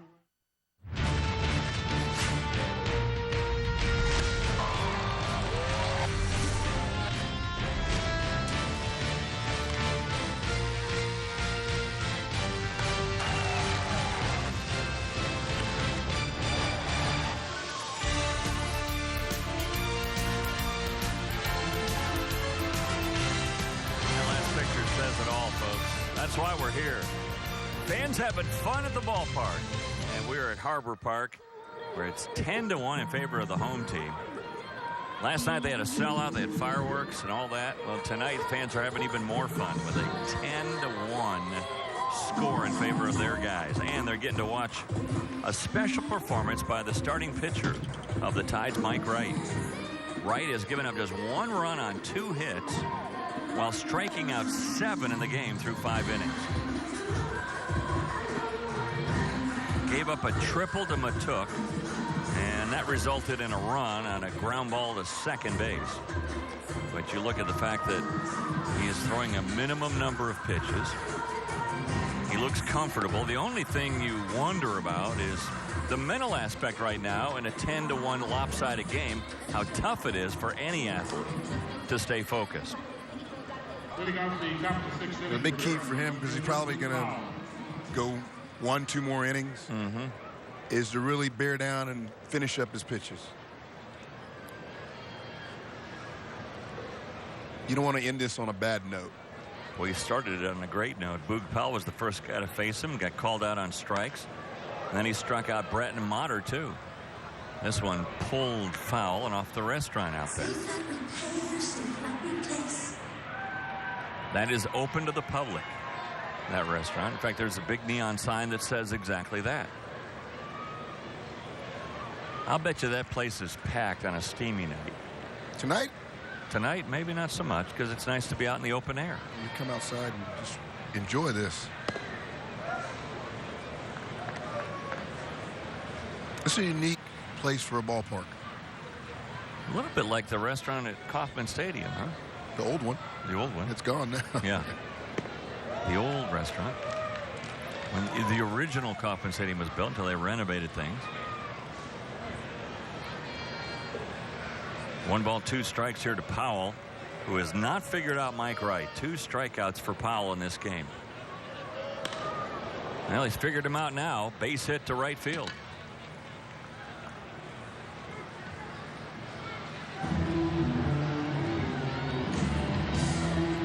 That's the first time tonight the Bulls have had their lead man aboard. Designated hitter, Ryan Brett. You can see Wright is upset with himself. He's like, come on, stay focused. Stay focused. Forget the score. Pitch to the batter, pitch to the game. Don't pitch to the score right now. Easier said than done. Here's Brett, who's struck out twice. Breaking ball that missed the target. Ball 1 to Brett.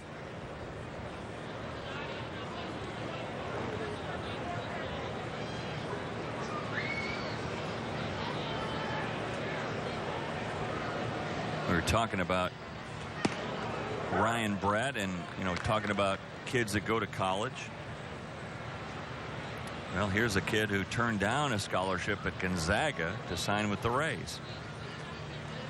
And fortunately for him, it's working out. He is now a part of the 40-man roster and ranked as their number 9 prospect. But the key for high school guys is what round are you drafted? Yes.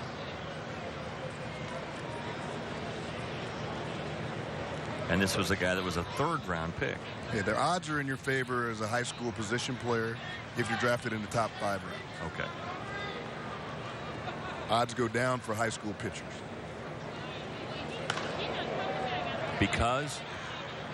Pitching is just such a weird science. Yeah. Nobody can really figure out exactly why some guys break down, why guys don't. You don't mature at 17. It's better for pitchers to go to college. Position players have a different level of maturity that they have to go through than pitchers do, some things like that. They say, if you look at the numbers and the sabermetrics people, don't draft a high school pitcher. Should always go upside with the college guys. Well, there's Brett picking on a pitch up. And there goes Powell to third base. He'll be safe. And moving to second on the throw to third is Ryan Brett.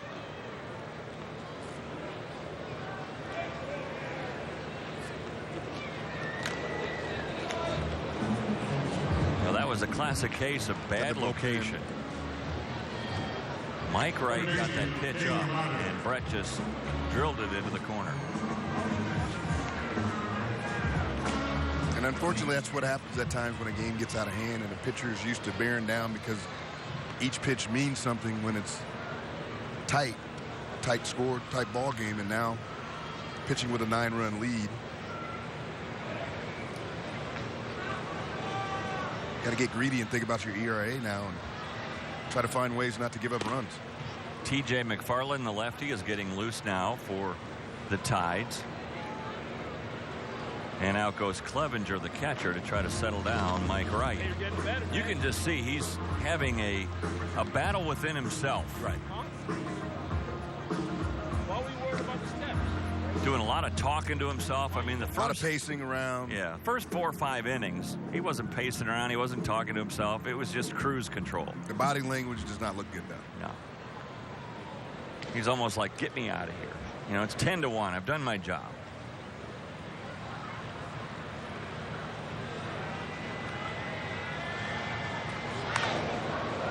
Foul back 1-1 now to Motter, who doubled his last time up. But what you're seeing now, the velocity is not where it was early in the game, and the location is not where it was. The Bulls are getting better swings. Ball is elevated.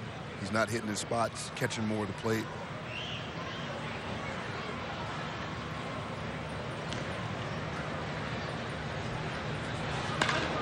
Line drive right at Walker.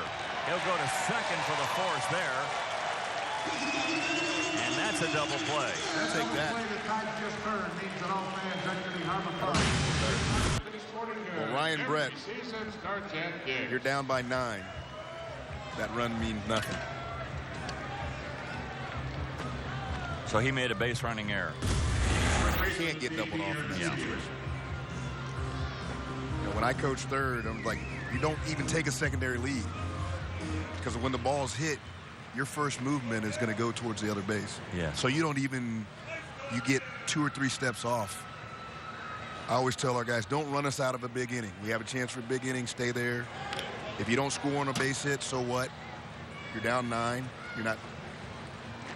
But those are things when, as we talk about Wright, with a pitcher bearing down when the game gets out of hand, base runners bearing down, paying attention to what's going on.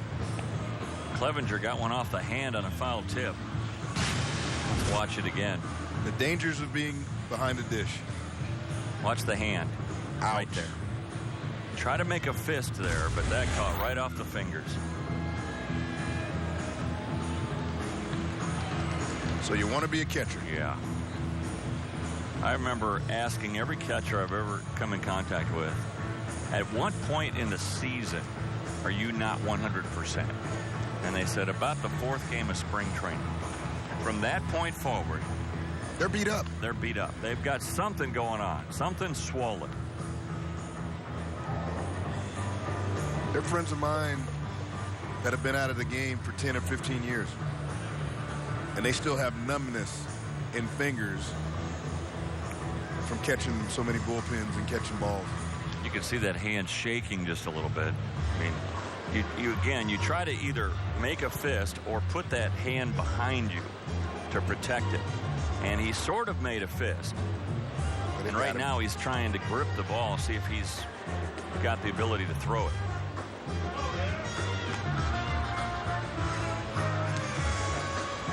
Now he's saying, okay. All right, let's tell you what's happening next week.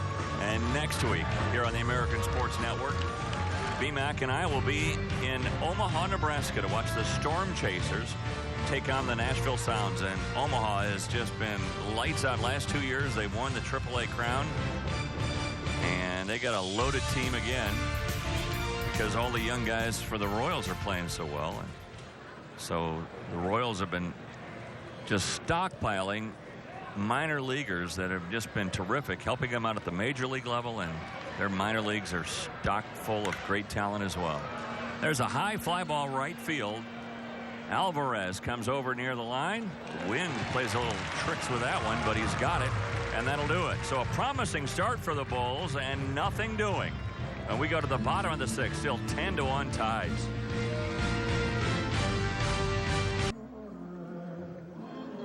Well, you think baseball's tough? Try landing a plane on that deal. We're in the Minor League Baseball Sunday Showcase, and this is the Naval Shipyard where they fix those. That ship is in dry dock getting repaired.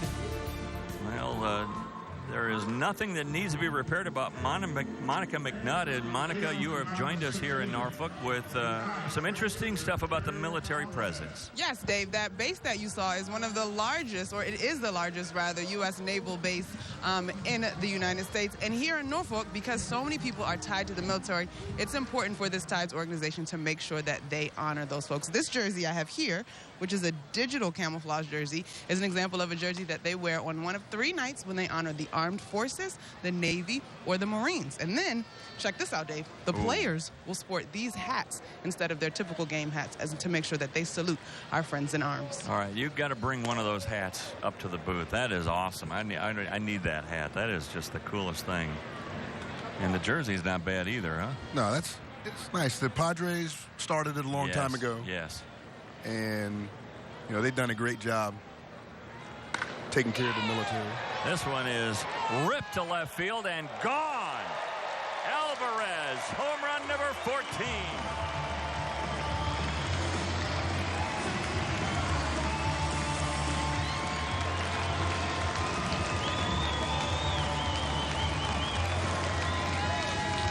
That got out of here in a flash.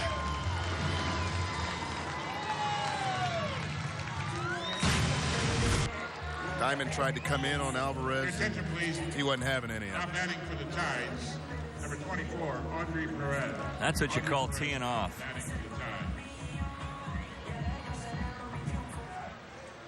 On a day when the offense is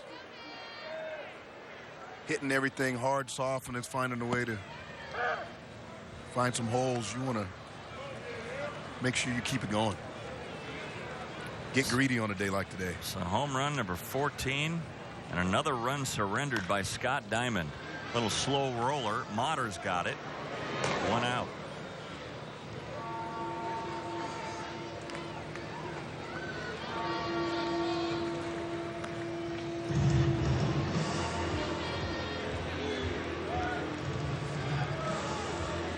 This will be the 9th win in 13 games against the Bulls this year for the Tides.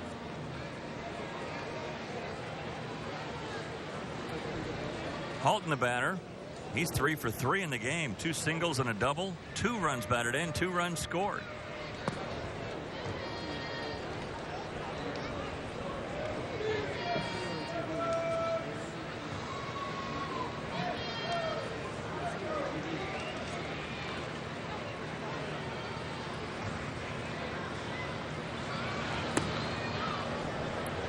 Tides have tomorrow off and then start a 3-game series at Pawtucket.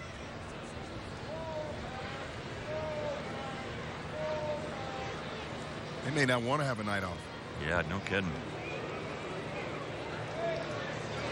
2-0 pitch is hit on the ground. Short hop, Motter. Nice play.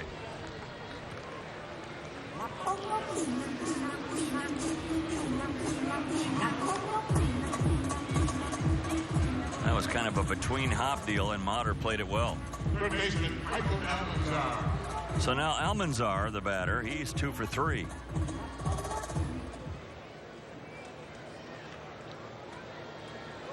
Every Tide player that's come to the plate tonight has at least 1 hit. 15 hits overall. Fouled out of play.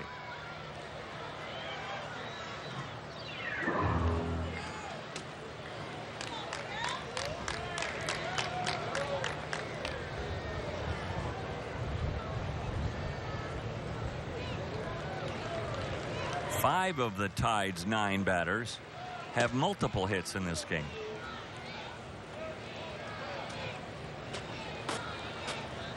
That's a good night offensively. I still got a little bit of time left. Add on. That's right. Swing and a miss at a changeup. 1 ball, 2 strikes now to Almanzar. You know, Ron Johnson's just been able to sit over there on cruise control tonight. It all started with a 2-run homer by Walker in the first after his pitcher struck out the side in the top of the first.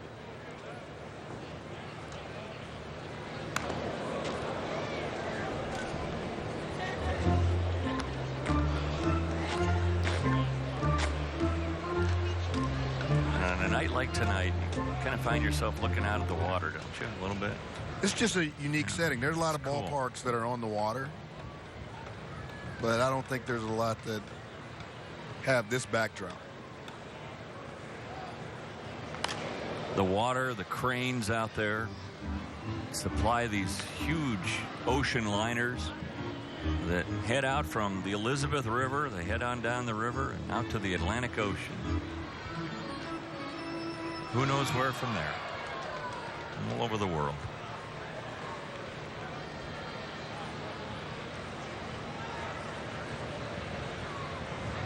Swing and a miss at a fastball up above the belt, and that'll do it. Tides are gone in the 6th inning, but not before Alvarez hits his 14th homer of the year. And we go to the 7th, 11-1 in favor of the home team.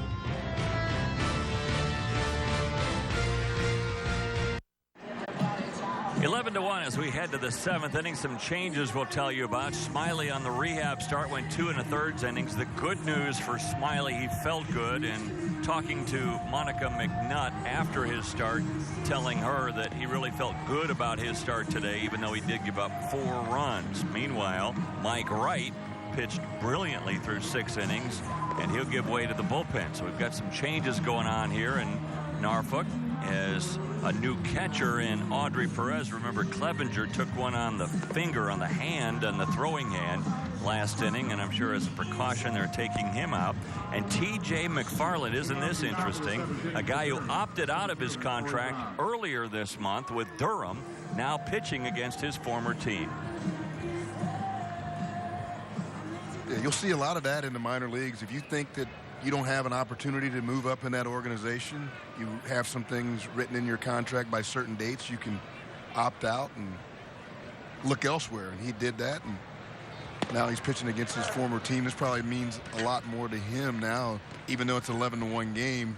It may be a little personal going up against guys that he played with. So now here's Corey Brown to face him. Let me correct myself. This is my fault. Totally my fault. I was reading one line too low. Andy Oliver is the pitcher, the left-handed pitcher, that opted out of his contract with Durham. T.J. McFarland was picked up by Baltimore from Cleveland in the Rule 5 draft in 2012. So everything we've said, Rule 5 stuff. Yeah, everything we've said about him against his old team, forget all that. That was totally my error. That's what I get for reading one line too low. We're reading in the dark right now. We need to turn the lights on in here.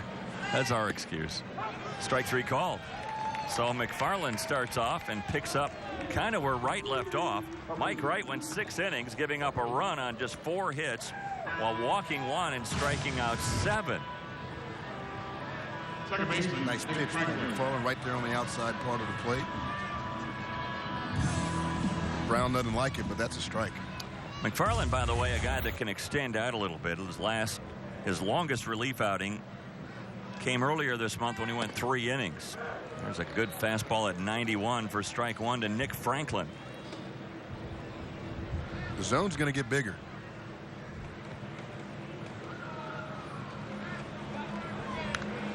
You know that as a hitter, don't you? In an 11-1 ball game, a 10-run game, you know the umpires are like, all right. Yeah, it's going to get wide. Get up there swinging. Get up there swinging. It shouldn't be. The zone should be the same all the time, but it's not. Right.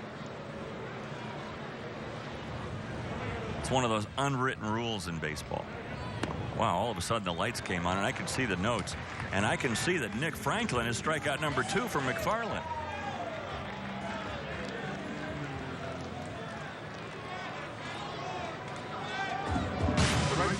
Fastball was a strikeout to Brown, and Franklin with the backdoor breaking ball. And that's a ball that early in the game might have been off the plate, but now in the 7th, that's going to be called a strike. A combined 9 strikeouts now between Wright and McFarland. Mikey Matuk has scored the only run for the Bulls tonight after he tripled in the 5th and came home on a ground ball to second. Big breaker inside 2-0. The Bulls will drop to 4-8 since the All-Star break, and this will drop them 8.5 behind the Tides. Drilled into left field, and this gets by Halton all the way to the wall. Second extra base hit of the night for Matuk as he rounds into second with a double. Matuk, who came into this series struggling, not swinging the bat well. You know, these are something that you can take from a blowout. Maybe this ball game, these 2 hits, his last 2 at bats, gets him on a roll.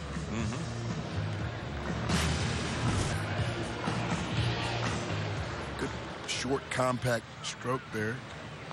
You see a guy swing like that, and then you look at his numbers, they don't add up.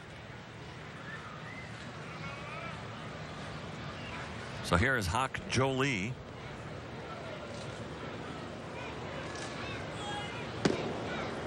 Lefty versus lefty, ball 1.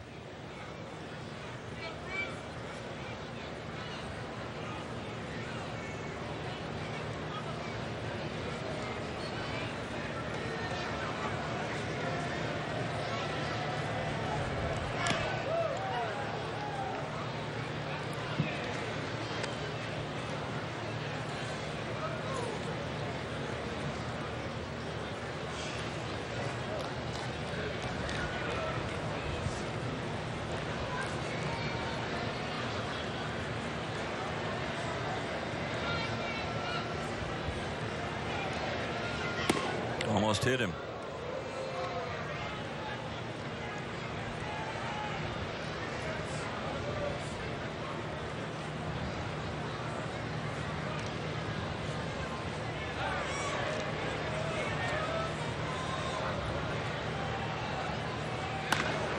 Bouncing ball, second base. Scopes got it, and that'll do it.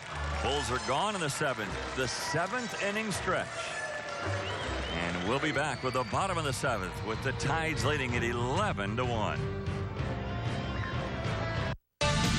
You're watching Sunday Night Showcase on ASN. And we go to the bottom of the 7th inning in a lopsided game. And Scott Diamond has to win an award for taking one for the team. They better buy him dinner. Scott Diamond came on in the 4th inning and surrendered 6 runs in that 4th. So you'd think, well, he's done for the night. No, came back out for the 5th. Gave up a single in that inning. Erased that with a double play. Came out for the 6th inning. Gave up a leadoff home run to Alvarez. And here is Diamond still pitching into the 7th in a lopsided game, in a 10-run game, where he knows his role. His role is to save that bullpen for Jared Sandberg and for the pitching coach, Kyle Snyder.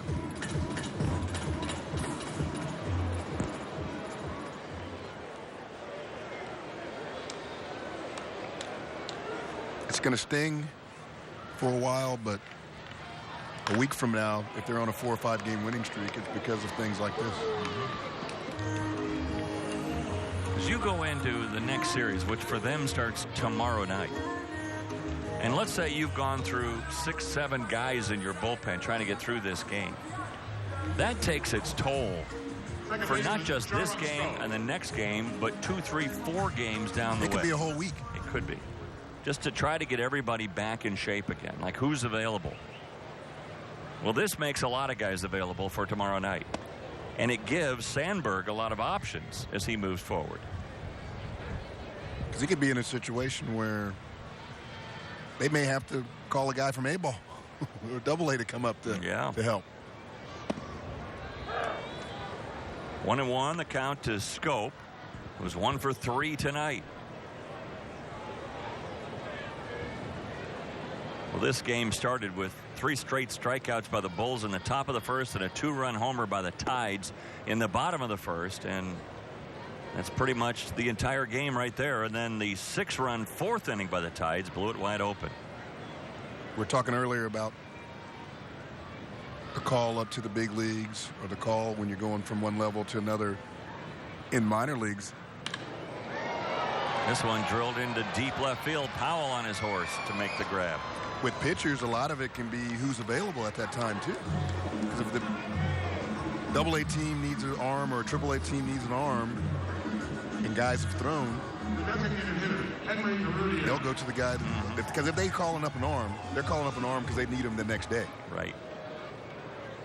You know, and sometimes then you see the September call-ups. And you think, well, that guy had just a tremendous year in AAA. Why didn't he get called up? Well, sometimes it's because you don't want the clock to start ticking on the 40-man roster. Or he may not be on the 40-man roster. Well, if he's not on the 40, if he is on the 40-man roster, he'll get called up. Has a chance. But if he is not on the 40-man roster, and you think, look, we could buy another year before that clock starts ticking, that's going to happen. So we're going to see here in the next month guys get called up. Some of them are called up to get a serious look for next year. Some of them are getting called up to showcase them for maybe a trade. Some of them are getting called up just as a reward. Yes. And as we saw with the Kansas City Royals last year, they called up Terrence Gore before September, so he was eligible to play postseason. He didn't even get in at bat, but he was on the postseason roster. Yeah. It's a postseason check too, doesn't it? Yeah, and he was in the minor. He's in the minor leagues all year. I think he came up for just a little bit.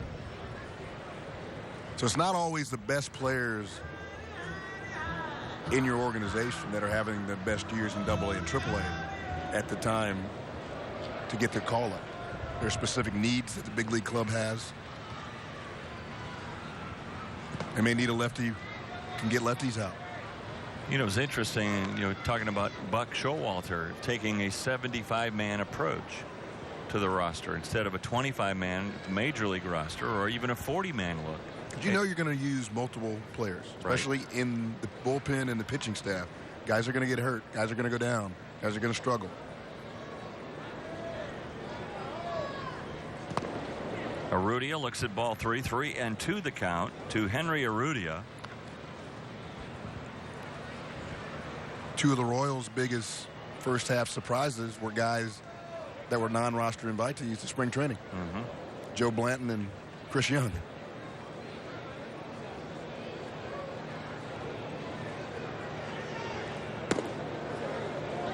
And there's ball 4. 2-out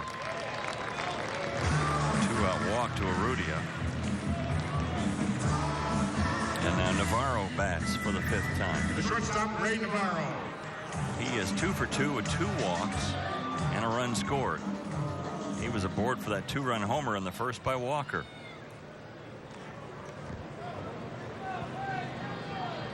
Next week we're in Omaha. The Nashville Sounds. That's a great name.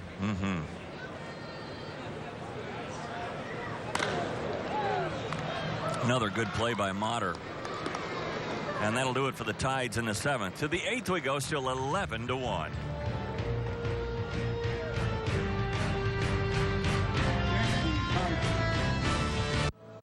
Are you ready for your team your way? Check out the all-new AmericanSportsNet.com and check out what's on the website right now, folks, especially if you are a Tide fan. Oliver Drake, as you know, attended the United States Naval Academy, and now the star closer of the Tides with 15 saves this year, and a nice article written by Stephanie Lariscia that is on our website right now, AmericanSportsNet.com. Check it out. Speaking of check out, you got to go down to West Palm Beach and check out the new studio. Yes, beautiful. We're going to debut that with our college football season in September. State of the art. Monica will be spending a lot of time in our studio and also out on sidelines, and she'll also do a lot of work in college basketball. Of course, she was a star player for Georgetown. The left fielder, Luke Powell. Maley bounces out. 1 out here in the 8th.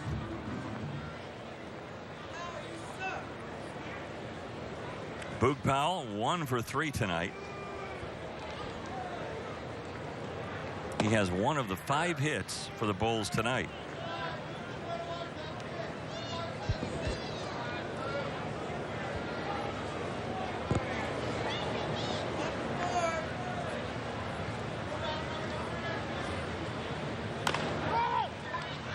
Little tapper down to first. Easy play. 2 out.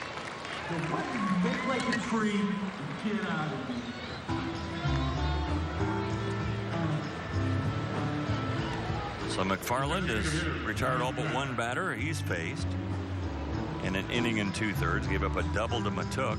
That's it.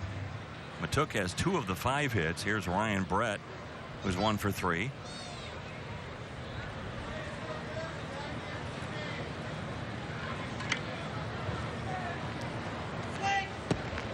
Brett also caught off second base on a line drive to the first baseman Walker, and he was doubled up at second. In a play that doesn't really matter in a game like this where it's 11-1, but it's a play that perhaps he'll learn from moving forward. You It's can't concentration. get caught off. Yeah. In a focus play, you just have to understand the game, and your run means nothing. Who knows? They could have put a 3 or 4 spot up there and made the game a little bit closer.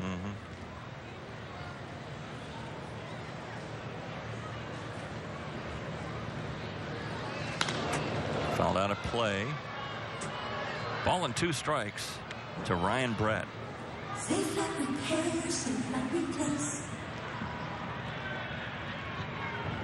know, when I see the name Ryan Brett, I'm reminded that Nolan Ryan and George Brett both retired the same year from baseball, 1993.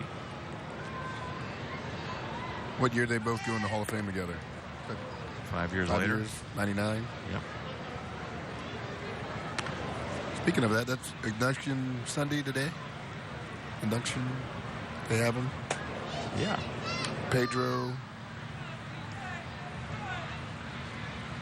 Who else was it? Smoltz, Pedro Martinez, Randy Johnson, and Line drive, second base. Yeah, and Randy Johnson. So they go in order, the Bulls, in the 8th. To the bottom of the inning, still a 10-run lead for the Tides.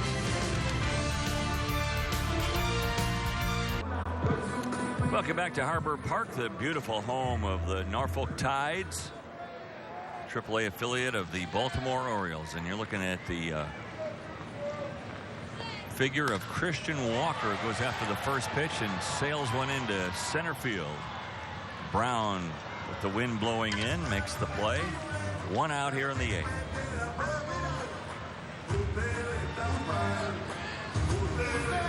Right fielder, Gary Alvarez. 11-1 our score with Brian McRae and Monica McNutt. I'm Dave Armstrong. Glad to have you with us here as the Tides blew this game wide open in the 4th inning when they scored 6 times. That made it 10-0 at that point. And believe it or not, Scott Diamond, who gave up all 6 of those runs, is still in there for the Bulls.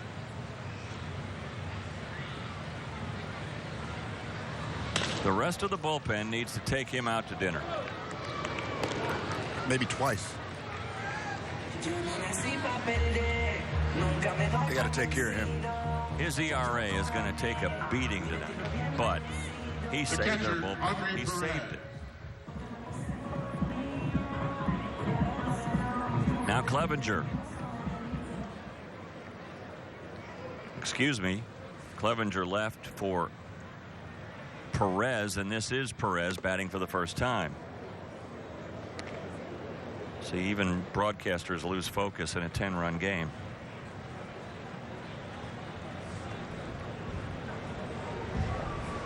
Audrey Perez.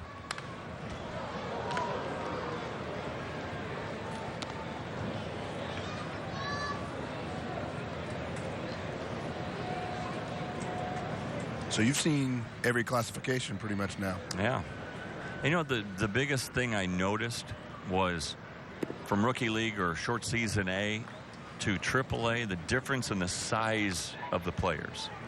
These guys are, man, these guys are, you can tell they've been in the weight room. They've bulked up. They just look different. Yeah, you saw some 17, 18-year-old kids. Fresh out of high school. Yeah, weighed 160 pounds. Hot shot. Lee backs up for the hop. And that'll do it. 3 up, 3 down. We go to the 9th. A 10-run lead for the Tides.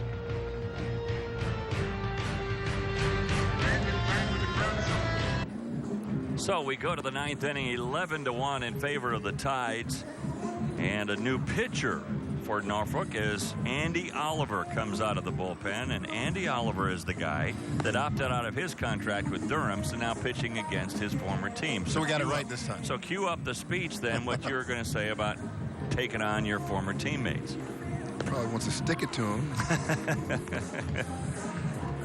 So Oliver, the third pitcher used by the Tides here tonight. By the way, the ERA for Scott Diamond tonight of the Bulls is 12.6, but his overall ERA only goes from 3.47 to 3.89. That's not bad. And he should get a gold star for saving the bullpen tonight. So which means he's done a lot of starting. He's got a lot of innings. Yes. And he really pitched well after the 6-run fourth. Yeah, and the 6-run fourth wasn't a lot of his wrongdoing. There were some seeing eye hits. There was, it wasn't like they were hitting balls off the wall all the time. But that's why this game doesn't make any sense. You can go out there with good stuff and have bad results, and vice versa.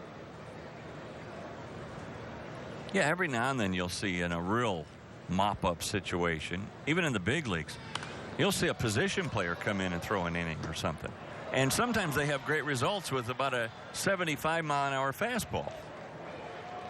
And they get away with it once.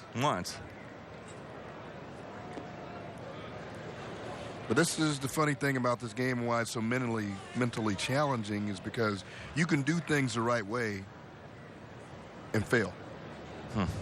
And there's not a whole lot of things in life that we get that kind of result from. Scope goes over. 1 out. I think that's the biggest thing, especially when you get to AA and AAA, between the guys that are very successful and can get in the big leagues and stay, and the guys that kind of bounce around and are on the fringe. It's just how you deal with things that are out of your control.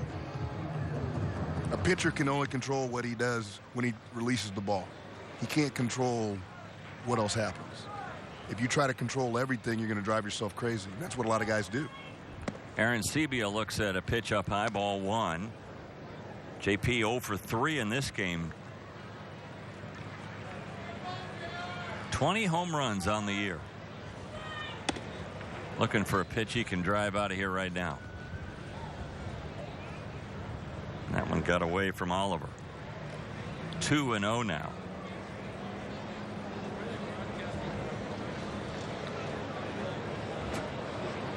If you're going to hit it out right now, you better just be a dead pull hitter, because anything to right or right center or center field isn't going anywhere. That wind is blowing in over that wall.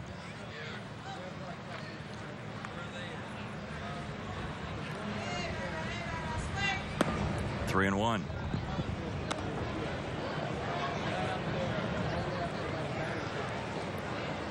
You see those flags blowing straight in.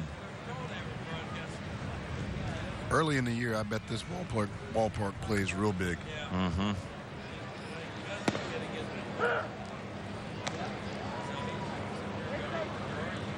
Aaron Sebia, you can see he's just looking for a pitch on the inner half.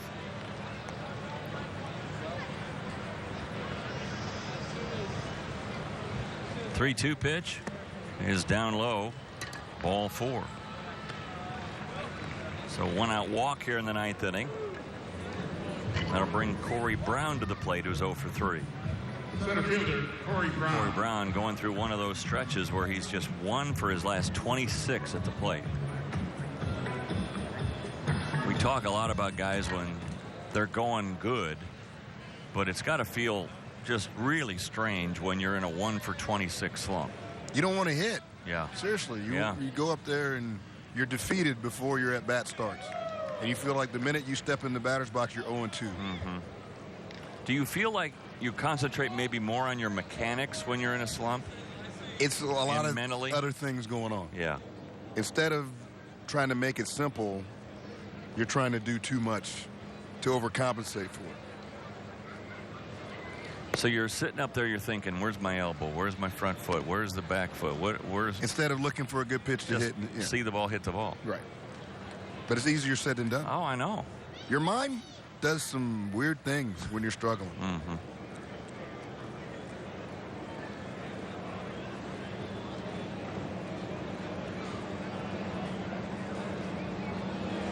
And how in the world can a professional baseball player be 1 for his last 26? Or whatever. That's it. 1 for 26. I mean, he's at the top 1% of his profession. Yes.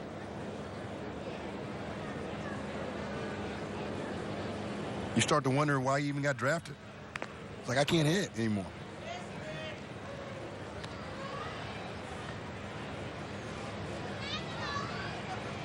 You start doubting your ability, doubting yourself.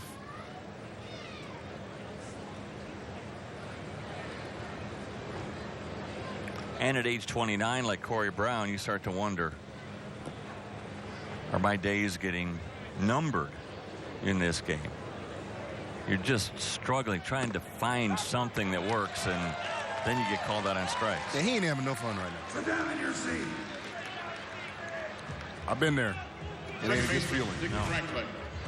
It's like every pitch made on you is a perfect pitch. Every ball you swing at, that's something that you can hit, you foul it off. You don't know what to do. No. Feel for him. 3 strikeouts tonight for Brown. Here's Franklin.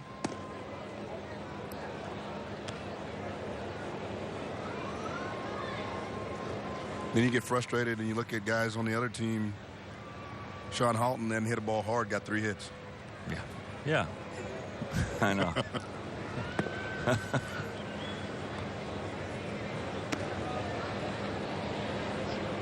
Crazy game.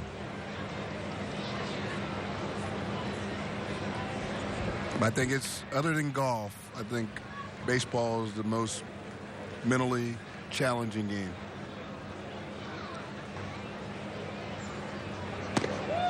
Well, chess is right up there. You know, that's pretty mentally challenging. Is that a sport? I'm just kidding. I agree with you 100%. The thing about golf is one hole can ruin your whole round. Yes. Where baseball, one at bat, is not going to, it shouldn't ruin your day. Right. You can come back from that, but that's why a lot of people that you think should be decent golfers, because they're decent athletes, can have good hand-eye coordination, but mentally they can't handle that game. Mm-hmm. Then you run across the phenomenal guys like Jordan Spieth, who at 21 seems to just be locked in on the mental approach to the game. You don't know what he don't know. Along with his physical skills. Yeah. Well, 3-2. And another walk. So the inning extends a little bit. 2 on now with 2 out. And here's a guy who can't wait to get to the plate, because he was mired in a 188 slump, hitting 188 over his last 31 games. And now Mikey Matuk feels like maybe I found something here tonight. He has a double and a triple. And on another at bat in the second, he was safe on an error by the shortstop that we both thought was an infield single. And that may end up getting changed at some point. Might. But where your batting average is right now, you're not going to raise it too high in the next month and a half. Mm-hmm. So you have to take it as, what can I do today to get better? Take it day by day so you don't drive yourself crazy looking at the numbers. Yeah, this should be the ball game. Walker's got it, and that'll do it. And an easy win for the Tides here tonight, 11-1. It was over early. Tides jumped on the board. Christian Walker hit the big 2-run home run, and they kind of cruised from then on out. So the Tides take 3 of 4 in the series against the Bulls, and now Norfolk goes to 59-42 on the year and maintain the best overall record in the International League. And congratulations to Ron Johnson and the Tides with a big win tonight, 11-1. We'll be back to put the wraps on it in just a moment.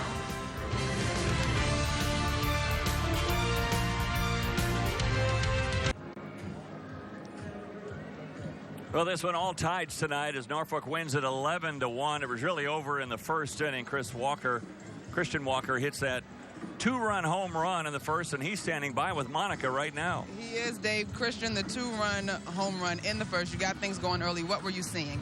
Saw a couple fastballs early. Unbelievable. I smell like barbecue seeds now. He just left a breaking ball up.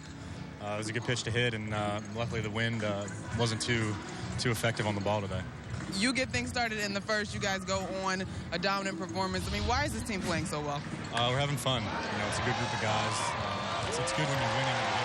It's a lot easier to play, a lot more fun, and hopefully we can keep the momentum going. All right, well, I hope you can get clean off the barbecue seasoning. Thanks, Christian. Good luck in the next game. Thanks. I think we enjoyed our barbecue a little bit more than Christian Walker did, and we'll be back to wrap things up here as the Tides win at 11-1. We'll be back in just a moment.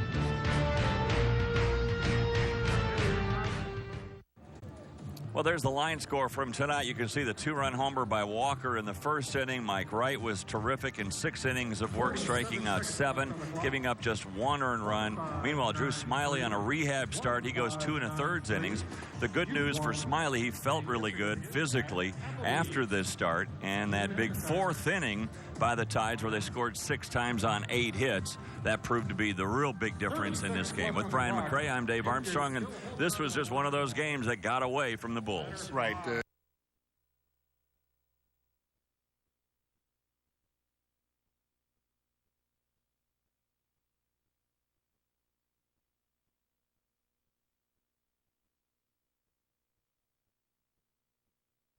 That he was able to just come in and slow the damage down a little bit, allow the bullpen some rest, and hopefully the next series they'll be okay. But somebody had to jump on a hand grenade, and he did it tonight. What are your impressions of Mike Wright, the starter tonight? He was outstanding. Yeah. You know, what I saw out of Wright tonight was something that I did not see in his starts in Baltimore. Had a dominating fastball, blew away hitters, also could mix in his breaking ball. His changeup still needed work, but I saw better stuff tonight than I did in the 6 starts when he was in the big leagues. Ready to go to Omaha? I'm ready to check that out. Drive on up. Yeah, we're going to have some fun next week seeing the Storm Chasers against the Nashville Sounds right here on the American Sports Network on our Sunday showcase. And Omaha has been on fire. They have won the AAA championship each of the last 2 years. So congratulations to them, and we'll look forward to going to Omaha next week. So for Brian McRae and Monica McNutt, I'm Dave Armstrong and our entire crew. For scores, highlights, features, and more, we invite you to go to AmericanSportsNet.com. This has been a presentation of ASN, the American Sports Network. Your teams, your passion, your network. Good night from Norfolk as the Tides win it 11-1.